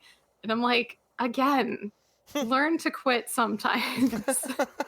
Yeah. But at some point, I think, listens to her voicemail machine because there's like cassette tape voicemails now and you can ring them to listen to your own recordings. Oh, yeah. And he hears somebody talking about like, oh, it's great to spend time with you. And he's like, who is this? And so he finds a phone bill when he gets back and he finds out it's his friend Lenny. And I'm Ooh. like, or maybe it was Lewis. There's a Lenny and a Lewis, and having L names and being very similar people makes these confusing. So I Right. might have that wrong, but Either way, it's his friend. it's his friend who was chatting up his wife while he's in Ooh. prison. And I think that this is also one of the friends who like got him in trouble. So I'm like, I don't know if I wonder if maybe your normal meter is broken and you're picking questionable people to ally yourselves with. Maybe you need to take some time on your own. Yeah. Yeah, like, I mean, I don't know. There's sort of like a, there's something about like people, like just kind of roguish people, and sort of Yeah. like surrounding yourself with people that are, willing to bend some rules, and that's part of why you're all already friends, I would also contend that the kind of person who seeks like the kind of endorphin rush that is like risky behavior, like doing something is wrong or you could get in trouble for, might also be the kind of person who like subconsciously seeks out dramatic situations because they're always after like some kind of a excitement or high. So like maybe his choozometer for who he hangs out with is a little bit not great because there's a little bit of a drama thing happening. Yeah, maybe. it makes me think of the book How to Murder Your Life by Kat Marnell. And there's a few points where she talks about like, I was a party girl. I always liked to party. I wanted to go out. I wanted to see all the best clubs. I liked to drink. And you make friends when you're dedicated to the party lifestyle who are also dedicated to the party lifestyle. And they're not really your friend. They're your friend while you're partying and while the party is good. Yeah. But I didn't have a lot of good friends at that time because we weren't really friends. We were party companions. And it kind of feels like that. Yeah, I think that Yeah. that's true. I think the kind of things that draw you together very much shape how strong your friendships actually are. And if the purpose of the friendship isn't really about being friends and it's something else, then there's that other thing is usually the thing. Yeah, holding it together. if it's a mutual goal, whether it be like partying or like the hobby that you enjoy that is like acquiring sensitive information by hacking or whatever, like once that goal is accomplished, or you are not useful anymore, and then that's like not a true friendship. But if that's the thing you like to do, you probably run into a lot of other people like that. Mm. Well, thinking of picking friends, I think maybe through his friend Lewis. I think Lenny is the one who both had the girlfriend that got them in trouble and then also wound up dating his wife. And then Lewis is like the new L name friend around this time. But Oh. I think through him, he winds up meeting this other like master hacker who, of course, they want to like talk about hacking stuff with. And he figures out that this guy seems really suspicious and he's pretty sure it's an FBI informant. So what he does is not stop talking to this person. It's impersonate law enforcement to places like the Social Security Administration and the DMV to find this person's real information and do things like call him from his apartment complex's like plaza phone and be like, hey bro, let's hang out. And then him being like, how did you find where I live? What the hell? Okay, that's Choices. that's kind of intense. I mean, I don't know. I think impersonating a federal agent, right? What this would amount to? A big part of it was, I guess there was an internal phone line that he found that police officers would use to call the DMV if they needed a lookup. And so by matter of having that internal only phone number, like this is a huge component of phone phreaking too, is if you dial an internal number that's only supposed to come from a certain place and you say, yeah, I'm from that certain place, I need to look up on blah, blah, blah, and you know the language. Yeah. That's peak social engineering. Sure. Like it's clever. Yeah. It's a trusted line. No one should be getting in there that shouldn't be. So, but Right. that Right. sounded weird. But yeah, I could see that. I think that even if he hadn't claimed a rank, this does put you firmly into impersonating law enforcement, though. And I think at some point he says he's a lieutenant because he's like, nobody wants to let down the important person in the organization. And I'm like, again, a good tenet of social engineering, but a choice. Yeah, that makes sense though. You know, when you get a call from someone important enough, you kind of freak out a little bit, right? Yeah, I mean, fear is a huge driver in getting people to do things like click on phishing links and provide information. It totally makes sense. I think that he is a very accomplished social engineer at this point. Yeah. I don't know that I could make the jump to impersonating the police to the DMV, especially not to find out information on the FBI informant that I think is trying to collect evidence on me. I think I just stopped talking to that person, but I don't know. Right. This is just me roasting Kevin Mitnick's memoir at this point. Yeah. At some point, he becomes concerned. He's living with his dad at this point, and he's concerned that they've wiretapped his dad's line, which, of course, he's been using to do all sorts of bad things again, and a lot of the social engineering. First of all, again, my parents would hang me out to dry completely if I was using their phone to make these calls, but whatever. He decides what he should do is social engineer the phone company by, again, calling an internal line and saying, like, oh, this is from the test board. I need you to check on a line for me. It went dead. And then the person is like, oh, I got 3 tap lines on. Like, which one do you want? And he's like, I don't know. Tell me which each of them are, and I'll tell you which one I need you to look at. So he gets the numbers of the lines that are being tapped by his, like, regional phone company's location. Huh. He, at some point, thinks that an investigative, like, PI team has been tapped instead of him. And I think that he wrangles a job out of this. I think that maybe there was like an affiliation with his dad, like his dad knew somebody that was at it. This is kind of fuzzy to me, but he does wind up getting a job at a PI firm, which is kind of almost the brief. Unfortunately, he gets really mad later because he's like, oh, I think the FBI is onto me. I'm going to dump all my information. I think at one point they came to his apartment and he had cleared his apartment because he was getting worried about it. And then he went to his office to go wipe all of his drives that he had been doing stuff on at the office. And the PI owner is like, Kevin, what are you doing? And he's like, oh, I'm just wiping these terminals. And the guy's like, don't do that. And he's like, oh, they were trying to sleaze their way out of their bad behavior by trying to retain information on me and turn me over. Ooh. Again, people that you're around don't seem good. Yeah, wow. Oh my goodness. Once again, so he cleared out his apartment again by bringing stuff to a friend, which again, I don't know. Like, I feel like if I showed up on your door and I said, hey, can you hold this box full of stuff for me in like your spare room? I would not be surprised if you two were like, that's pretty weird. Why? Yeah, what's And in that Lewis- box? Lewis is like, yeah, you can put your stuff here. And naturally, the FBI go like straight to Lewis and are like, we know that you talk to this person all the time. What's up? And he says, listen, I'm really scared of Kevin. I'll give you everything I have. He left this stuff with me. Just don't get me in trouble. And Kevin's like, bro. Boo hiss. There's a part where his grandmother, his loving grandmother, so his mom and his grandma are really supportive of him. His grandma takes him to like a Kinko's or some other coffee shop because he needs to pick up something. I forget exactly what. I think this might have been the time when he was like requesting DMV records to get a fake identity, basically, because at some point he starts preparing to really go on the run. Similar to that first time where he just went somewhere for 4 months, but I think this one's like more permanent. And he's like, crap, I gotta go. I gotta get out of California. And so she takes him to this Kinko's. He gets suspicious because a lot of people seem to be just kind of standing around and it's very busy and it's taking a long time. So he like walks up behind the counter, takes the papers that he wanted, is like, oh, these scans aren't very good. Everybody's, a Fed waiting for him to try to walk out with them because then that's proof that he was grabbing these DMV files that he wasn't supposed to have. And he runs away from them, makes it, but then his grandma is like hanging out at the Kinko's, just waiting. Oh.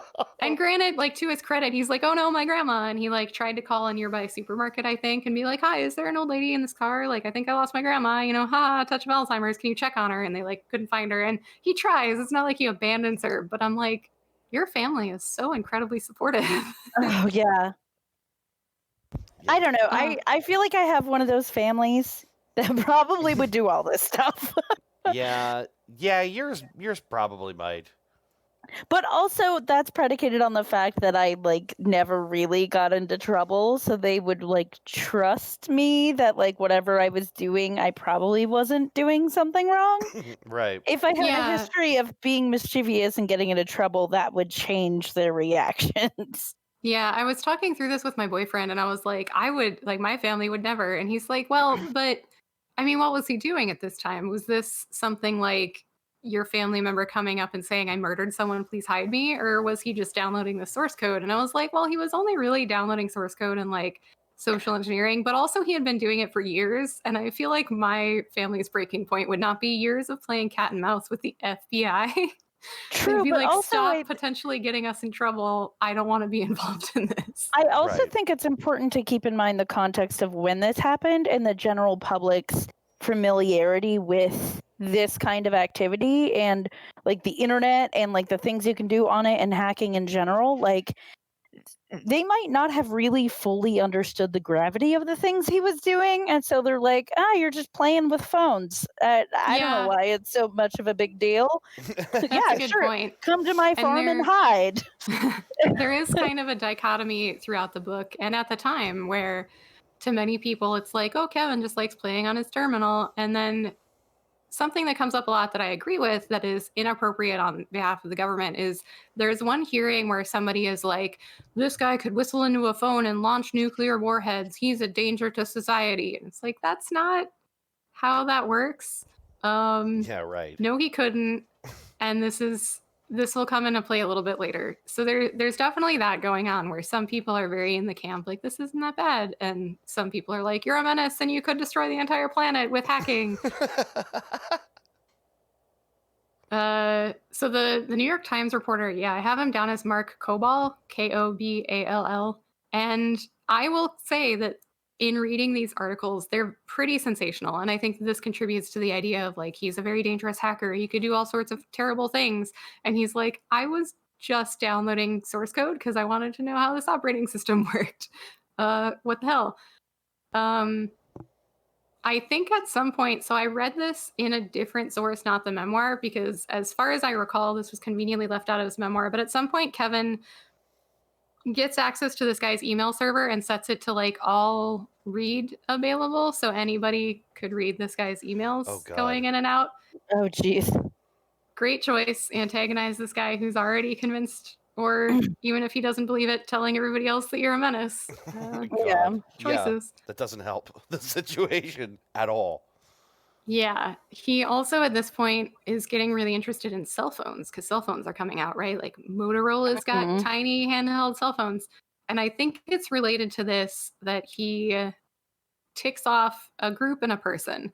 The group or the site is called The Well, which is kind of like an early bulletin board or analog to Reddit, where like you would have wells, and you could have a well for like gardening, and that would get a server. People would kind of donate, because at this time server space is really expensive, but it's basically like a bulletin board where you can log in, leave a short message and say, I like growing peppers. What's your favorite pepper? And somebody else could do the same thing. So they had lots of servers. They're very expensive.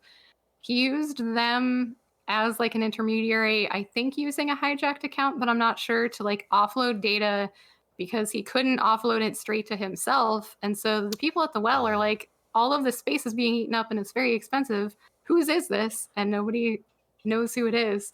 The person is Tsutomu Shimamura, who is a computer security person. Okay. And after enough interactions with Kevin, set something up so that on his workstations, which you have to remember at this time are literally like a workstation probably on a college campus that he would also remote into to run programs. Yeah. And he's like, I'm going to set something up to look for really long sessions, which if you're transferring data out takes a very long time, and catches Kevin in all of his stuff. And he's like, this is not great.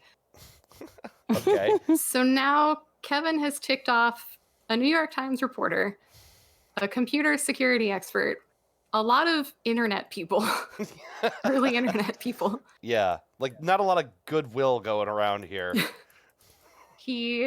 I think at this time he's pretty much fully on the lam. So for a while he goes to Denver, where he is, I think, completely like under the radar. A lot of the pictures going around of him were pretty old from a time that he was in prison. He had like a stubbly beard grown out because he hadn't shaved in a while, and he had lost like 100 pounds, I think. And he put rocks in his shoe so that his gait couldn't be analyzed.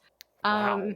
And he's like, damn, the one thing I haven't done yet is figure out how I can call people and talk to my friends and my mom and my grandma without getting traced, because I can't just get a phone line in my name, right?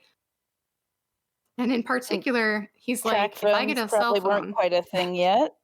Right. Well, he does figure out that maybe he could get a couple of cell phones and figure out how to clone phone numbers so that he could change his number over and over again. And it wouldn't be like one long strip of communication from him coming from this phone, because it would be a bunch of different accounts. So he social engineers Motorola into, I think, sending him a couple of like prototype phones and also getting him firmware that allows this to happen. It was like testing firmware, I think. So like this wasn't a thing you could do on the normal phone, because that's bad. They write it so that you can't do that. And so this is very impressive. Like his retelling of this is very cool to me. He does a lot of really innovative social engineering tricks. But then later, I think he had left Denver and gone to Raleigh, North Carolina, and he's there for like a week, and he had been using identities that he took from the DMV of people who are like about his age, about his demographic, believably him. And he's like, damn, I moved to Raleigh and I don't want to pay a $400 deposit on my utilities. I'll see if I can get a reference from this real person whose identity I'm using from his utility company. Say that I bought a house here, and then I won't have to pay a deposit. This doesn't go well. Okay. Jeez. At some point, he has a cousin. I mean, I appreciate the creativity in trying to get around things. Like, he's very clever. He's obviously intelligent. But it's also like, oh, just pay the $400. It's just like so much work to Don't avoid go to prison for $400. You'll get the deposit back. Yeah.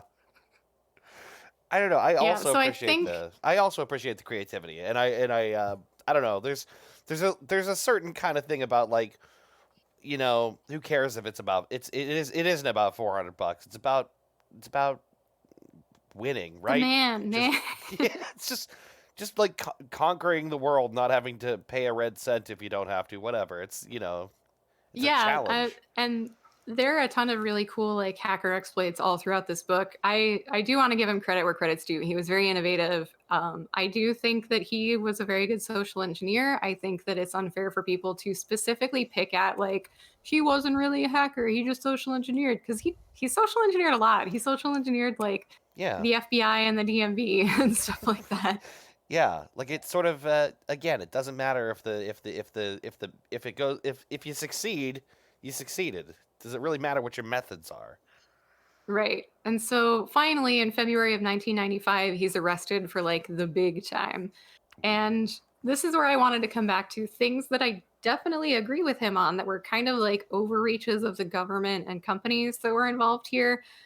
So, one major thing is that when they first come into his apartment, he's like, "Show me your warrant." Like, he's still saying, like, "Oh, I'm Eric Weiss. I'm not this person." Like, do you have a warrant to be at my apartment? And they don't show him one. And they start digging through his stuff looking for like Kevin Mitnick identifiers, right? Oh. Eventually they come back and the warrant is typed, but the address is written in. And he later finds out that they figured out where exactly he was. Like they had pinpointed him with phone stuff and Shimamura's help to an area, and they were pretty sure he was in this building. But he was like, a suspicious amount of vans are outside. I'm going to look out my door. Oh, yep, lots of vans. And they were like, aha, that one. Oh, so they see him peek out and then they write in the address. That's what seems to have happened. Oh, that's not. Which is not. You can't cool. do that. Right. Right. Yeah, that's not how that works. Right. Peeking Shimamura is not a crime. Some of us are naturally paranoid. Right. And clearly, even if he was paranoid, they were out to get him. Another thing that he talks about is Shimamura kind of got a setup where he was working for a phone company. And even though the intended effect was that he would monitor communications and intercept them to give it to the FBI in the pursuit of Kevin Mitnick, it was set up and the government kind of agreed, like, it's fine. It's the phone company monitoring their own phones. Like, this is permissible. It's not wiretapping. And he's like, but it was the government asking for this. And they should have then had a warrant or something. Like, yes, there was Shimamura voluntarily handing over information, which isn't subject to the same requirements of like a government search. But he points out that this is very fishy. And I agree. It seems fishy. Yeah. No, I think you're right. I don't. I think that just kind of barely skirting the rules there. I don't know. That doesn't seem cool to me either. And then he's held for, I think, about 4.5 years pre-trial on this group of charges, which is horrifying. That's I think, a long time. Jesus. Yeah. I think he spends a combined about 8 months in solitary confinement. And this comes back to that thing I mentioned where everybody said, well, he could launch nuclear missiles by listening into a phone, so he's dangerous. And mostly people say, like, he was being strong-armed into giving up how he did a lot of things. You could disprove if he was really able to do the things that you're claiming, whether or not he could do. Like, it's sketchy. This leads to the Free Kevin movement. In particular, 2600 magazine distributes these yellow bumper stickers that just say Free Kevin. And he said that from his jail cell, he saw a plane go by with a banner that they had like fly by that said Free Kevin. There's a huge movement about this. Wow. From the point of view of like the government is clearly overreaching and is trying to make a very big point out of this person. They're making him an example. Yeah. Right.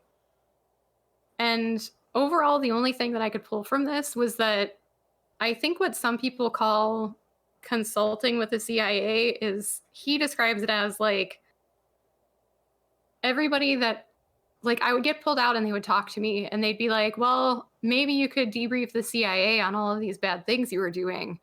And that would be really nice of you.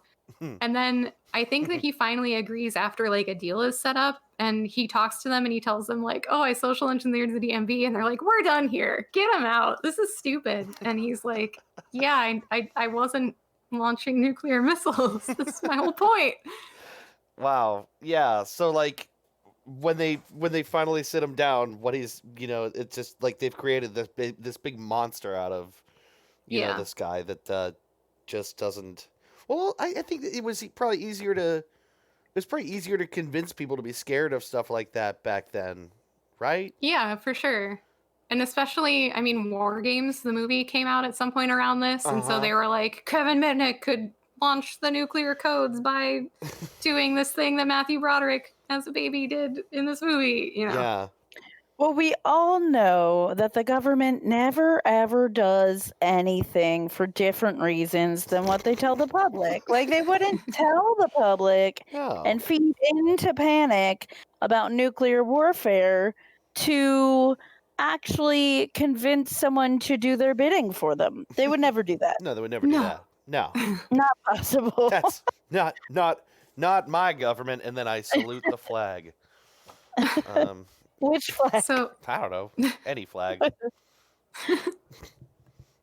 I read a book just about phone phreaking.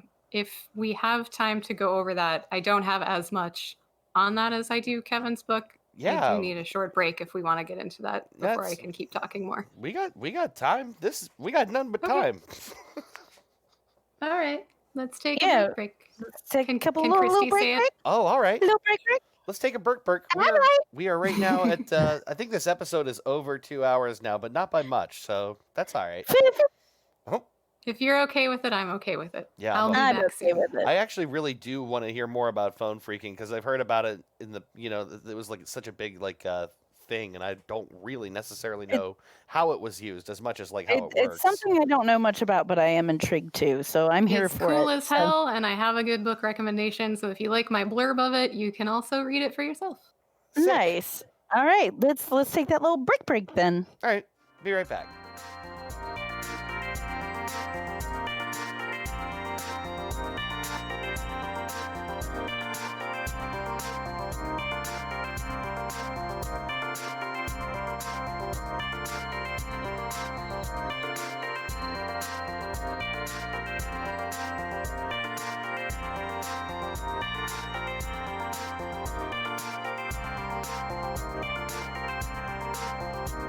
We are back. We never have a fourth segment.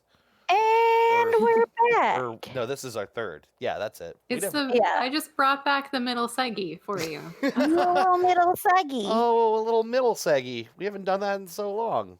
Yeah, So- because it was generally bad and didn't go anywhere. Well, like remember all the way back in the very, very beginning, and it was like one of them was like a book about animals or something. Like we had ideas that just didn't pan out. It just turned into like us eating things. Yeah, I was going to say at some point you guys tasted potato chips and I wanted to break my own eardrums. Yeah. It's mostly us eating, and we're like, this isn't good, Yeah. and we don't have enough to go here, so why are we doing it? I don't know. It just felt like formula more than anything. Right. Well, it's one of those things that takes you a while to realize like something isn't working, and why are you really holding on to it? Mm-hmm. Anyway, Right. that's been podcast talk. Woo, woo.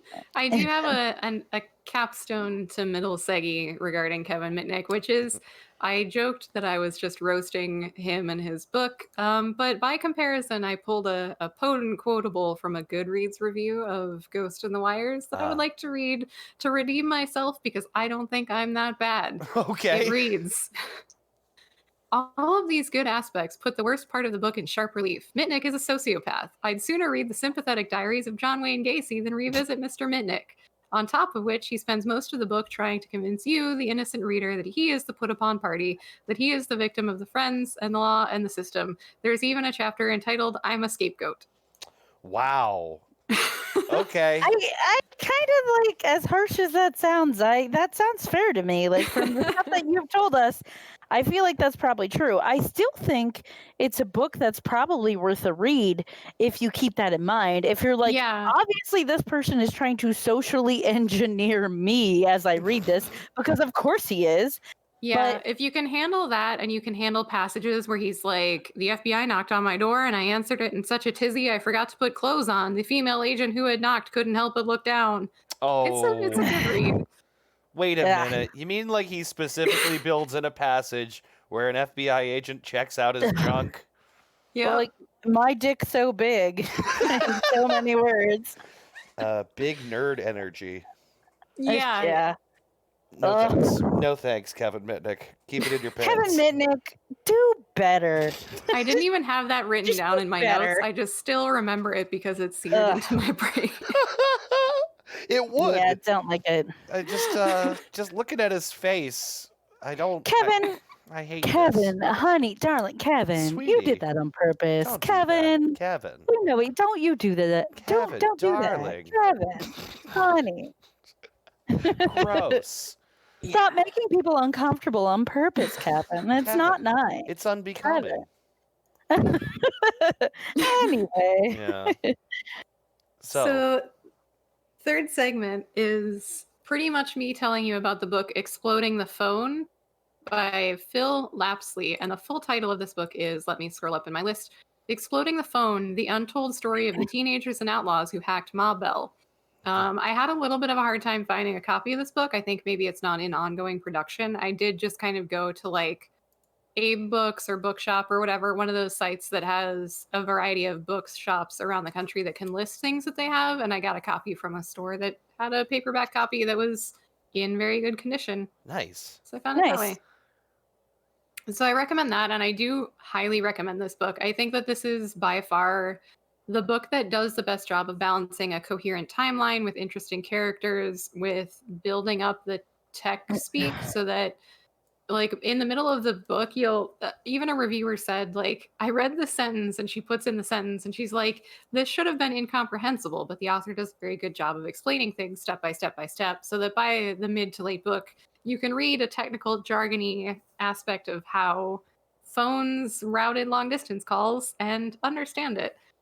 So it's, I think, like, from an author perspective, this is the best one of the three that I read for this episode. So 10/10 recommend. The only thing that I think could be missing is if there had been like one specific interesting person who, I think the author also struggled because a lot of people still didn't want to use their names. But like if one prolific person had said, yeah, you can use my name, and would have been able to have them be the person that it's woven around, that would have been great. But I think that nobody wanted to do that. Like, I don't think it was the author's fault.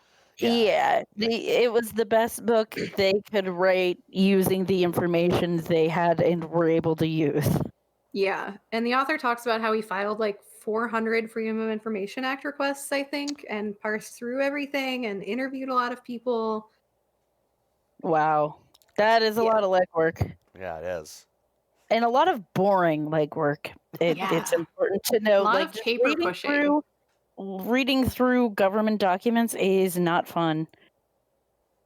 If you want the shorter version, instead of getting the book, this person also runs historyofphreaking.org. You're going to spell phreaking, Phreaking, which is kind of like a summary version. And then at the end of the FAQs, he's like, I love this. Where can I read more? He's like, I wrote a book. It's called Exploding the Phone. That's a good way to promote your book. That. Yeah. So that will give you the short version that's probably going to be technically more accurate than the short version that I'm about to give you, if you want to read more about the stuff and how it works. Okay. So the book starts out by talking about the phone system and how it was invented from the very beginning, how it was implemented in the United States, and then goes into talking about phone phreaks who abused it, mostly in like the 50s to 60s. Until the system was fully replaced, because that was what had to be done to stop what was happening. In a not so shocking parallel to Mitnick's book, this book also opens with somebody who, this guy like meets somebody else who's talking about phone phreaking because some other kids had done it, and he's like trying to get in touch with these people who pulled this off. There were a group of, I think, Harvard and MIT students who basically researched how the phone system worked, how to get free calls, how to call internal numbers of the phone system, things like that. And so naturally what he does is calls the journalist that wrote an article on these people and says, yeah, this is so-and-so from the FBI. We're seeing similar behavior to this which you wrote about a few years ago. Do you have contact information for those original people so that we can follow up with them? Wow. I feel like there's just a lot of people in the world that are a lot more comfortable impersonating law enforcement agents than I would ever be. I admit that I once accidentally impersonated a law enforcement agent, but it was not my fault. It was a it was What? it was a police officer's fault. Okay. I went on a ride along, and for some reason the detective I rode along with, he took me to store that had been robbed, and he was like interviewing the people who worked there, who were there when it happened. And to explain my presence, I was like a 19-year-old in college at the time. To explain my presence, he told them that I was like an FBI agent who was like overseeing him, which also makes no sense and put me in the position of like pretending I'm an FBI agent, even though I wasn't really. I feel like he was It just was really razzing weird. you. He was razzing me and trying to see if the people went with it, which they were victims of a robbery and more concerned with like being freaked out of being the victims of a robbery. So Yeah. they didn't even notice. And I'm like, you're a fucking weirdo, and why are you doing this? Yeah. But yeah, that's how someone else made me impersonate someone. Yeah, that's that. Don't arrest me. Anyway. Yeah, Anyway. people seem more comfortable doing that than they should. Mhm. So have either of you seen the movie The Core? No. No. I only really ever saw it once, and I had to go back and look up this clip because it was the only part of the movie that I remembered. There's this hacker character that, of course, is like the typical really skinny dude. Mhm. They open up by showing him in his apartment with somebody like banging down the door, and he's like running magnets down his computer towers to wipe everything. And they sit him down, and it's exactly the trope that I was talking about, where they're like, listen, we need you to control the flow of information on the internet. And he's like, nobody can do that. And they're like, could you do it with unlimited government resources? And he's like, well, maybe. And all this time, he's like, hey, agent, can I have your phone? And somebody hands him a cell phone, and he chews a piece of gum, takes the wrapper, whistles into the phone, and is like, you have free long distance on that, like forever, and hands it back to the agent. He's And this the is MacGyver of phone freaking. right. And this is kind of like, it's not exactly how it works, but that is indicative like of the main recurring trick here of getting free long distance calling. And it's in particular creating a whistle that is exactly 2,600 hertz. This is very high pitched. If you Google it to listen to it, be careful. Maybe do it on a speaker, not your headphones. And this is because, so first of all, I assume you remember things like night and weekend minutes and long distance calling being very expensive, right? Yep. Oh, yeah. So, God, what a terribly confusing time to own and operate a phone. Right. I know I've read stories of like people talking about like not being able to keep up with friends who moved away, not because it's hard anyways, but because specifically like they were only allowed to talk to them like once a month for 10 minutes at a time because long Yep. distance is so expensive. Ugh. It was really expensive. And so the book explains that a huge part of the reason why this was so expensive is for a long time there was one phone company, and the book subtitle calls that Ma Bell. It's Bell Systems, I think. Mhm. And they get the initial not copyright, what's the word? A patent, for Mhm. like phone lines. And initially when phone lines were set up, like I as a person would have to say, I have my work office in town. I would like to have a phone line put in between my home and my office. And that was one thing. It was like a tin can with a string between it. You had to set up the one line from point to point. Yeah. So then they were like, well, this isn't really sustainable. Okay, what else can we do? We wind up in the age of operators where they're like, well, there can be a town operator. And then you call the operator board and you say, connect me to Dave. And they're like, one moment, connecting. And they would Yeah. plug it in and they would send me to you. So then they're running a line from my house to the midpoint where the operators are, and then a line to your house from the midpoint. Mhm. So instead of having sets all the time, they would have one central system. So this is local calling. And the reason that you would pay per month is you would basically be paying to get hooked up to this operator system. Right. So long distance was really expensive and was separate from this, because as they notice the patent is running out, they're like, what do? We want to keep making lots of money. I know what we can do. And they have figured out how to set up long distance. They call them trunks. And so they create AT&T. And AT&T is this phone company that just sets up as many long distance trunks as possible with the idea that if they get all of this set up, if other independent phone companies start up doing local calling once their patent expires, because they can do that after that, they will need to pay AT&T to use their long distance lines if they want to offer services that connect people from multiple locations to each other. Gotcha. Okay, Mhm. so it's an attempt to like have something proprietary as this other thing is expiring. They still need some kind Yeah. of thing no one else can do. It's a Right. long game. Right. It's like looking forward to securing their future in this industry. Wow. By means of a huge monopoly. Yeah, right. Yeah. Overall Yeah. long distance calling. And so you would pay for your local service, and that would usually be by the month, and you're paying for the connection to the operators no matter how much you use it, because all of that infrastructure was just put in either by AT&T or by some regional entity. But in order to route long distance calls, you needed to like call an operator who knew how to get you to that place, and there might not be a line from Youngstown to Pittsburgh, and they might have to go through Cleveland. And so then the operator would ring forward to Cleveland and say, oh, I need a connection to Pittsburgh. So Cleveland would say, right, connecting. All of this, Wow. it's very expensive. And at some point, AT&T notices we're going to have to hire literally 1 million people to do this if Yeah. we're going to keep doing it this way. Yeah. And they set up automatic switching. And so the 2600 hertz is the sound that says, I am an open line sitting waiting to be connected. So the way this all works is you would call some sort of number. I think one way to set it up was like you could call an operator and say, oh, my friend said that he left a message with the operator.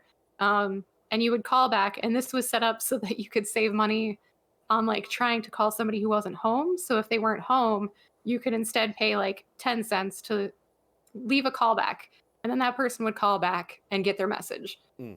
And then you would make up something and you would be like, oh, my friend Bob told me he left a message. The operator would be like, oh, I'm so sorry, I don't have a message. And you'd say, oh, I'll talk to Bob about it. It's fine. Okay. You would wait for her to hang up your line because she needs to go answer another call. Now you have an open line and you make the noise that's like, hey, I'm here. I might be confusing a couple of things because it is a lot of technical jargon. Like there was one setup of this where you needed to make a warbling sound that was like a ring ahead sound that would normally be one operator calling another operator. But then there was also another setup where you basically say, I'm empty, and then the system registers that you're an empty line, and you make...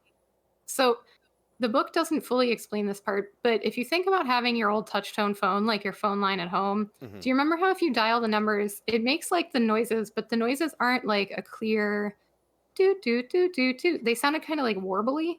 Yeah, they definitely have like a There's like a timbre to them. yeah, like a pattern. Like it's almost like it's like two frequencies slightly over each other, so they like interact in a sort of way. Like a multi-frequency tone made up of two different tones played over the top of each other. Dave, you're so good at this. Just like that, you say? So the purpose of something that they called a blue box was that you would have a box that just had the ability to make these multi-frequency tones that are the sounds of dialing. And so you would make your 2600 hertz wee, and then you would say doo doo doo doo beep boop bop.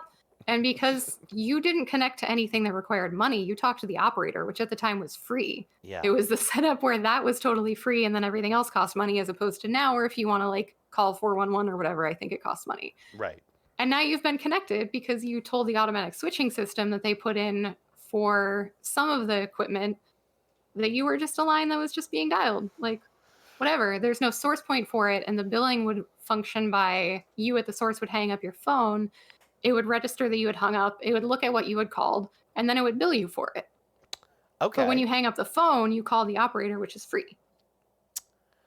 Okay. Wait. Okay. I think I understand that. Yeah, there's also talk of like black boxes, which they call mute boxes, and that had something to do with like interrupting the signal between you hanging up and the billing kicking in. I think the book explained this really well. But I think that there are a lot of parallels to Kevin's book, because basically the way that people figured this out involved a lot of social engineering. And I kind of mentioned this the way that he did. Mostly people realized there are these things called internal lines. And so only people at the phone company have these, and they're going to like operators. Yeah. And so if you find an internal line and you figure out, well, only people at the phone company have this, you say, oh, this is test guard 3. I need to put a test line in. Can you connect me to this number? And then you give them your friend's number. And then they're like, oh yeah, test phone call from somebody at the company. That doesn't cost money. Oh, okay. Wow. So people found multiple ways to sort of game the tons of systems. ways. Yeah. You could do things like they would call in, I think Los Angeles and San Jose both had a busy signal that Like if you were getting a busy signal, the way that it worked on the back end was that they kind of just connected you to the busy signal line. It would show that you couldn't connect to your friend, and so they would connect you to the busy signal line. I don't think this was people. I think this was automated at the time, but Yeah. everybody got the same busy signal line. And so if you were okay with it and talking over the busy signal line, you could call something that was known to be busy, get a busy signal, which doesn't count as a connected call, have your friend also call to a busy line and talk over the busy signal. Okay, so as long as you don't mind the you yeah. can just talk for free. Right. Wow. People also found lines that were set up to be the number you have dialed is not in service. Please try again. And you could talk in between those, like in between the rolling announcement. And you just had to if figure you out could the number? Is that the idea? You could just Yeah. Okay. And you got to think, sometimes this was pre-10-digit phone numbers. Yeah. Or like the way that Kevin tapped the NSA basically was that I think he figured out the NSA had been assigned like an entire swath of codes. So everything starting with like 535 in this town was the NSA or something like that. Oh, okay. So like that prefix is their whole range for whatever they want to do with it. And once you know that, you can start dialing numbers and figuring out what things are. Right. And this is actually called war dialing. And it used to be a service that a company I worked for still offered. Also, war driving is normally driving around and just looking at like public Wi-Fi signal names or things like that, or like seeing what kind of signals you can pick up. Like, is somebody's Chromecast just shouting out into public and then you can hijack it? Right. And at many points, there are stories of people saying, like, the biggest thing that I figured out was I could dial the rotary phone with a pencil so that my finger didn't get a permanent black mark around it and get sore because they were dialing like 10,000 phone numbers. Oh my god. It's like just kind of like a brute force way of like figuring out what's going on out there, right? Like Mhm. it's like mapping it It's out. it's a problem you don't think about anyone ever having until you have to dial 10,000 phone numbers on a rotary phone. Right. Yeah, something really interesting too is even in the book, they talk about people noticing this. Like a lot of blind people would wind up getting into phone phreaking, and the kind of accepted explanation was basically everybody's kind of blind on a telephone line, right? Like you can hear it, you can Oh. touch the numbers, you can ring the dial. And so this was a particularly interesting hobby to a lot of mischievous blind people at the time. Yeah. That is interesting. Yeah, you're right. Everyone's blind on the phone. This is like you don't need to see to get in on this. Right. And in particular, some of the people hypothesized like maybe I was really good at figuring out these sounds because I hear everything. Like I can't rely on my sight to help me, so I can tell that this sounded Yeah. different than this, or like this click Yeah. meant this thing. It does seem like something that like a person who's been blind for quite some time would be like inherently better at because they're more attuned to listening to things like maybe a little more closely or Yeah. heightened senses because one is dulled kind of thing. Yeah. Makes sense to me. So for the technology kind of background, I would definitely recommend reading the book, but I found it very interesting that there were also a lot of stories in this book of things that I feel like are very related to like Shimomura working for the phone company but handing things straight to the FBI. Mhm. It seems like for a very long time AT&T would basically contact the FBI stating, "We believe we found wire fraud violating this specific statute because it's in this specific state. We looked this up for you. Also, we have evidence. Get in touch." And really, what's happening is the phone company is mad because they're losing a ton of long distance money. And they seem to have kind of convinced the FBI to interpret wire fraud laws in a very specific way. And of course, for the FBI, like, this is a really easy case. I don't begrudge them Yeah, right. taking help where they can get it because the phone company has already done all the work. But a lot of the people involved are like, this was garbage. Yeah, This was a right. private company enlisting federal law enforcement to recoup funds that we didn't pay them for long distance. Yeah, right. If you choose to interpret that a certain way, you can criminalize what is essentially really just a nuisance. Like it doesn't seem it doesn't seem fair that they were able to it's so completely like with all that information at their disposal, go after people like that. Yeah. I mean, Leroy's making noises at me. Sorry. It's think- okay. The book also Past their dinner time. That's why so- those dogs are being poor restless. babies. He just like cooed or something. It was like, Oh yeah, he purrs sometimes. yeah. I'm gonna let him out of this room because Okay. I think that's part of it. But anyway, please go on. In addition, AT&T set up like internal monitoring of its own lines. And on one hand, again, this is like Shimamura, like, oh, it's the phone company monitoring the phone. Like, this is kind of okay. But the book talks about how it just so happens that somebody on their, I think like legal team or compliance team or something like that gets a seat at the table for like updating wire fraud statutes in the US and makes sure that it stays legal for this to happen for the phone company to do their own wiretapping on their own things, and then also continue to hand this to law enforcement when they want to.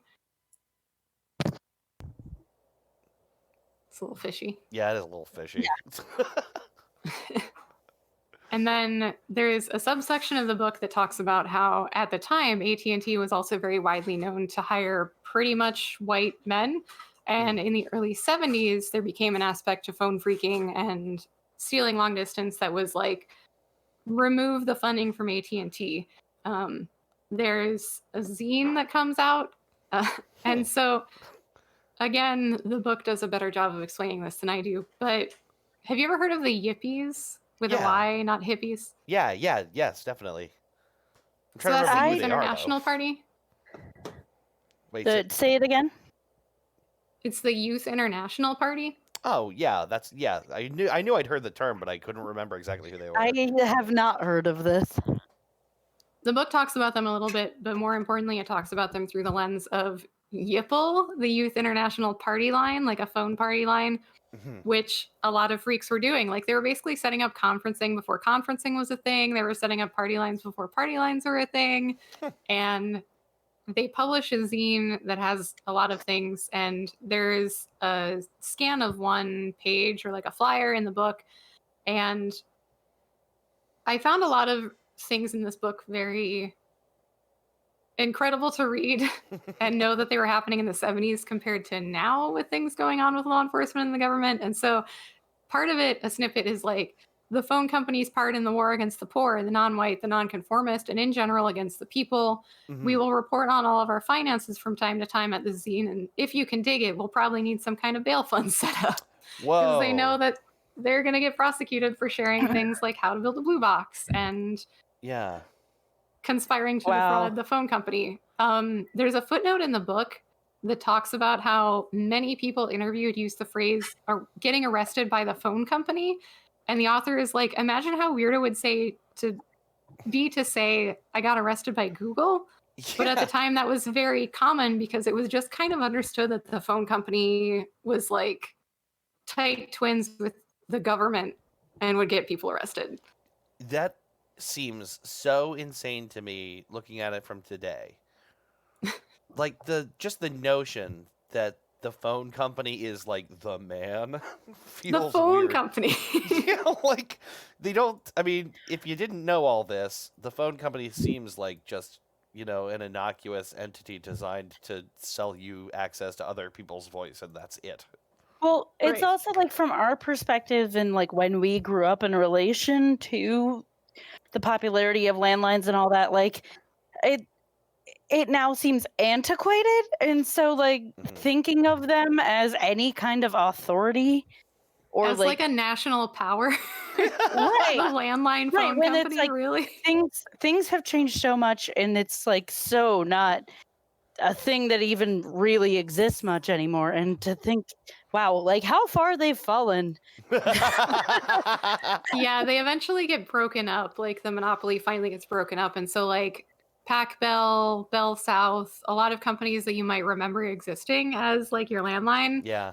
were all parts that were split up out of AT&T and Bell systems. I don't think I realized that. I didn't realize it was like they broke up a monopoly to do this. Yeah. I do not. I've heard of those companies. I didn't know that there was once a monopoly first. They were all just Bell at one point. That makes sense, but like, holy hell, isn't that also scary to imagine that there's one phone company essentially? Yeah, it was just the phone company. That's really scary, actually. Just like the entire country, more or less at the whim of the only people that do this. Right. So to continue in that vein, there was a leftist magazine called Ramparts, Okay. which was going to issue. So I think like Esquire had done kind of a write up on phone phreaks and like, oh, they use their little boxes. And at some point, like they start talking in the book about celebrities getting caught with blue boxes, and, like bookies and stuff like that. So this is getting kind of mainstream. And Ramparts is like, we're going to submit an issue, and in it, along with other things, there are going to be plans to build a blue box, this thing that can make these frequencies to get free long distance. Sick. AT&T brings civil and criminal charges, and I know that technically like they can't bring the charges, but with a prosecutor they level civil and criminal charges against Ramparts. Wow. And initially they demanded that the copyright on the article be turned over to AT&T so that they could control its distribution, and that they turn over the full subscriber list to Ramparts so that they could have everyone who got their subscriber copy put under surveillance. Whoa. Well, no, that's not okay. Holy Ramparts shit. actually, Ramparts knew that like this would be like a 10-year legal battle and it would be terrible. So they did actually settle, and they settled on having every retail copy turned around. So like they had shipped to subscribers at this point, and they were shipping to retail points, and they were like, fine, every Barnes and Noble that gets this, we'll tell them to turn it back, not to put it on the shelves. We'll take tens of thousands of dollars of loss and all this ad revenue that we now can't distribute. And the book sums this up as an act of censorship that the CIA, FBI, and others had not been able to do in 10 years, but was achieved by Pacific Bell. That's so like crazy. silencing the press. Yeah. I mean, there's lots of like, I mean, I don't know. There's lots of information that gets circulated that like is not in the company's interest, that they have no way to completely shut down like this. I can't imagine. I just can't imagine like this. I'm glad that they didn't give up their subscriber list at least. But I can't imagine like any company managing to successfully like, so completely influence like that. It's pretty incredible. Well, it's like there's laws in place about monopolies now, right? Like, and so it's just like incredible to think about. I think it's phone interesting though to company also big think one day. about. I think Elizabeth Warren is leading a campaign to like break up Amazon, right? Microsoft gets brought up. Yeah. Lots of companies right now are technology companies that are grown out of phones and modems that we're having this conversation about again. Yeah, that's true. It's not a non-existent issue even in current times. Right. So to bind those things together, Steve Wozniak designed a blue box with Steve Jobs. Steve Woz actually wrote the foreword for both Exploding the Phone and I think maybe Kevin Mitnick's book. Oh, really? And on the back of Exploding the Phone, there's a pull quote: "If we hadn't made blue boxes, there would have been no Apple," from Steve Jobs. Steve Jobs, according to Wozniak, came up with a plan to sell these blue boxes for $170 a pop. Wow.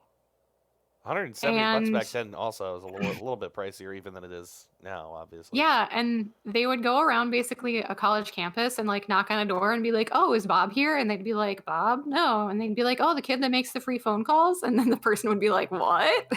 And they would be like, "Oh, free long distance phone calls with one of these. $170 if you want it." And I guess that's such a silly tactic, but I'm sure it worked.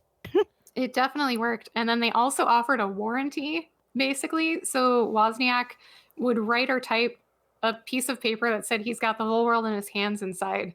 And if it was returned to them not working with that intact where he put it, he would fix it.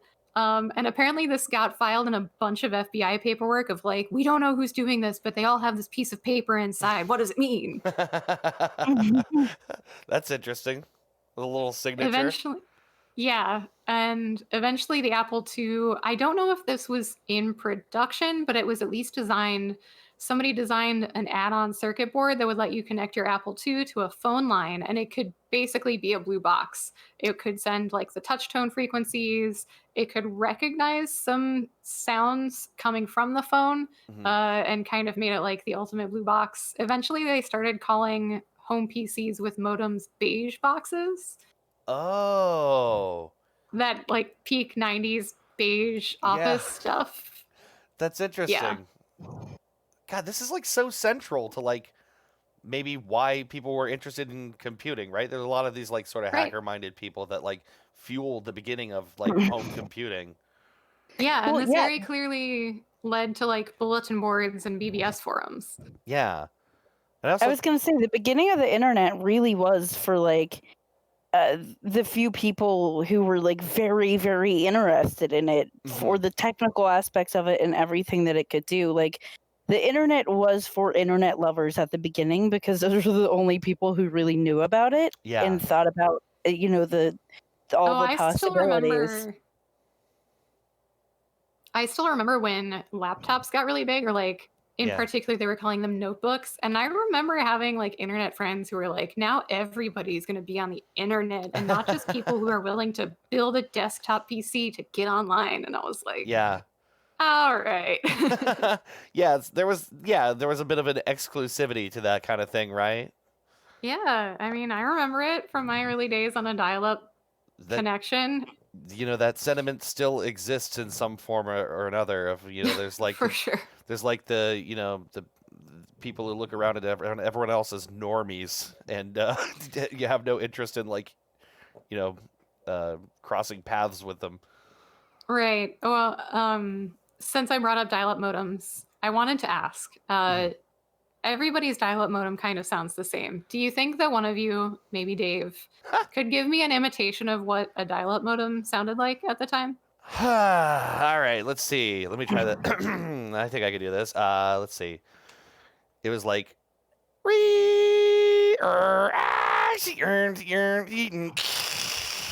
Right. So that was kind of the back end of it. I remember it as always having the like beep boop beep boop beep boop bop. Yeah.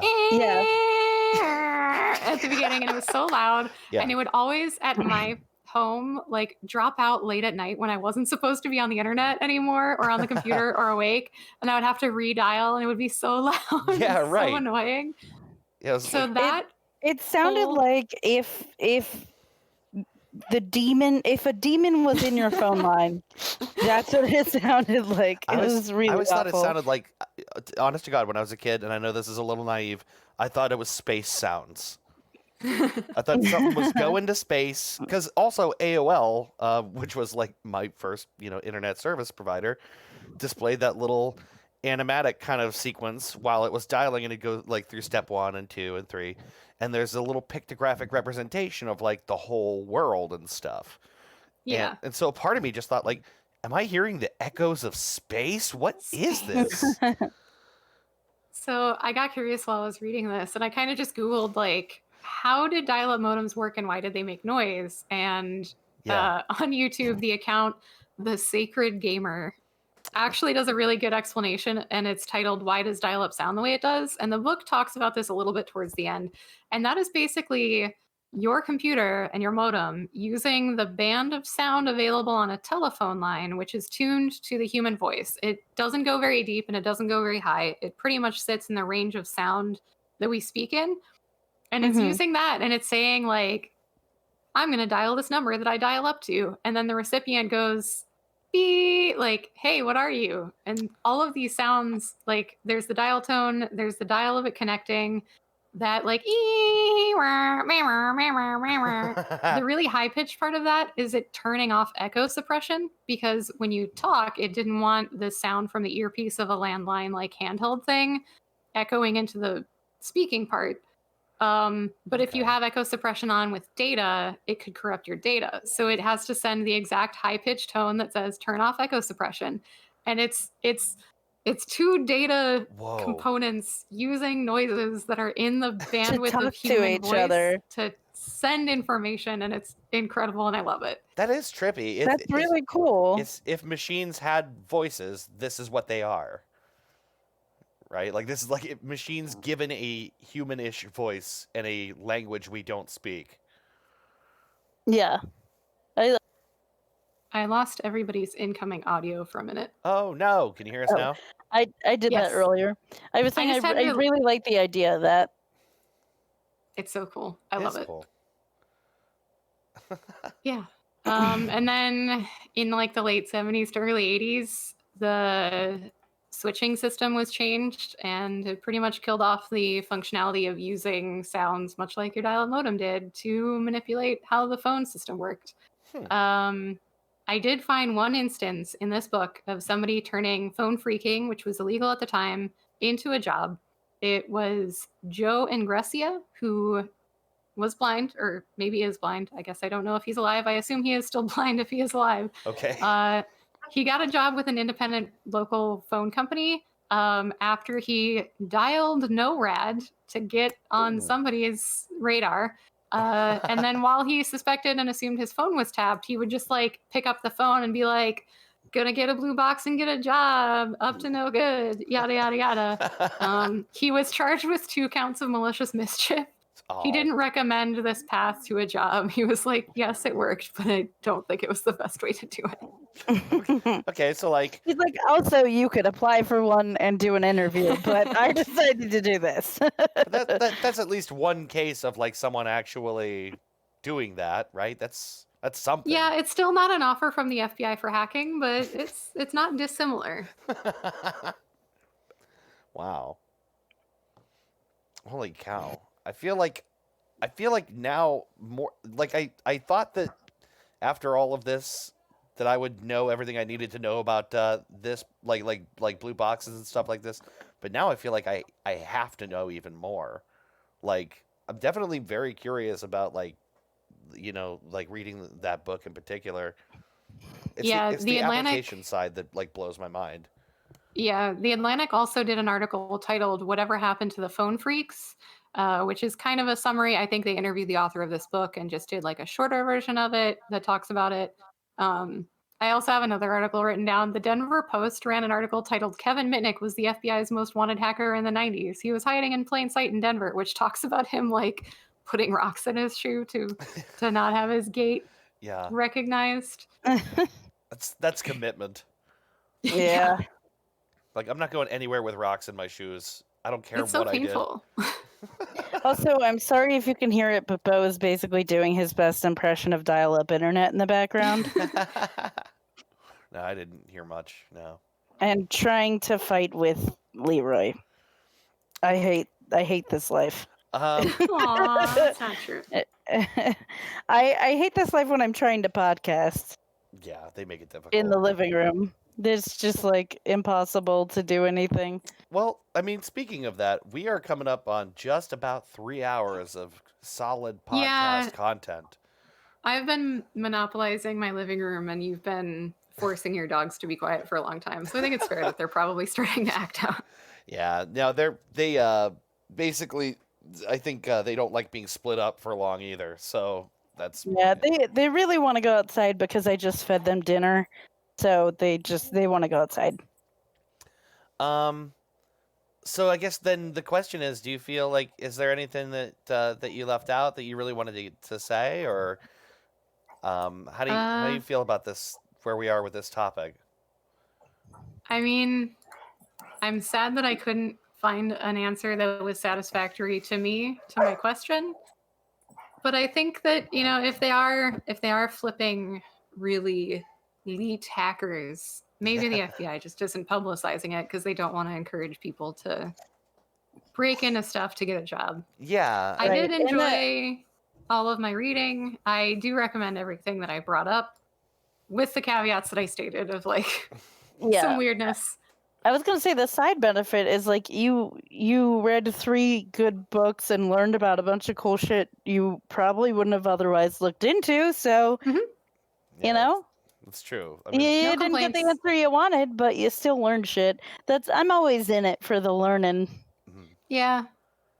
No regrets. See, now I'm in it for like. No regrets. I would like to know like who's doing the equivalent of this right now, like in a mostly non-malicious kind of like just enthusiastic hobbyist way. Who is screwing around with the systems available to us now? You know, Yeah. that's kind I've of definitely seen a small contingent of people who are getting into ham radio stuff and getting ham radio operator licenses. I've certainly thought about Mhm. it. yeah. You know, I saw something recently about ham radio and the Raspberry Pi, but I don't really know what that was about. It's some kind of like enthusiast project. Yeah, I think a lot of it is like Raspberry Pi and Adafruit type projects of things like that. A quick Google search revealed to me a book called Raspberry Pi for Secret Agents. Yes, yes, please. That's me. I like it. Well, okay. So then, I guess in the interest of getting these dogs outside and getting some dinner in me, let's maybe wrap this episode up. But thank you so much for the insane amount of reading that you did for this episode. Yeah, I read a mean, lot. It's okay. oh man, I envy you because like I like reading and I want to read. I do not have the attention span for it. Also, I have undiagnosed ADHD, but it makes it really difficult to do that thing that I really miss doing. So the fact that you read not just one but 3 books for this podcast is impressive and awesome to me. So thank you for doing that. Yeah, this is a good episode. Well, thank you for letting me stay on for like a full hour per book. No, that's, Hey, it was interesting to us. our guest we episodes would've- are always longer for like Yeah. for this reason. Like we like to kind of indulge in them a bit, you know. And we also we want to give you room to tell the things you want to tell because we also interrupt a bunch and say dumb shit. Yeah. So- That was really helpful though, because I didn't really have like a story theme, to knit them all together. So questions were good. I was hoping for questions. Yeah, there's some grade A segues in there. Yeah, really I kinda wanted- really enjoyed the fact that it seemed like the dumb shit we were saying actually segued into where you were going next. So good job on that. I'm gonna have to go back through and give those segues some grades. I'm gonna grade them by just how spontaneous and effective they were. This will all be in the episode description. It will not. But yeah, thank you again for being our guest. This was super cool. Thank you for having me. Yeah, I thank hope you. to return, and in a if the current climate ever eases up of being frightening, I would love to continue and come back and actually finish out my state claim on Ted Kaczynski. But Oh yeah, Yes. yeah, that'd be awesome. You it's will, just so gosh darn heavy for right now. I yeah, the world needs less Kaczynski for sure right now. I don't know how the right way is to say that, but As opposed to in 6 months when Dave anticipates we will need more Kaczynski. yeah, meter. there may come a time very soon where we need to turn up the Kaczynski meter a bit. But for now, not so much. And on that shining note, I'm going to hang Yeah. up. Alrighty. Thank you for having me. Well, Yes. this has been Goose Chase. Goose Chase. Goose Chase. Yep. Thank you again. We'll be back in another couple of weeks, probably with another episode. Thank you for listening. Bye bye bye. Bye. You've been listening to Goose Chase. We are Goose Chase Podcast on Facebook and Twitter. On Twitter, our handle is @GooseChasePod, and our website is www.goosechasepodcast.com. If you have any topics you'd like us to research, please email us at goosechasepodcast@gmail.com. If you like what we do on the show, please rate and review us on iTunes and Google Play. Want to go on a goose chase? Ooh, yes.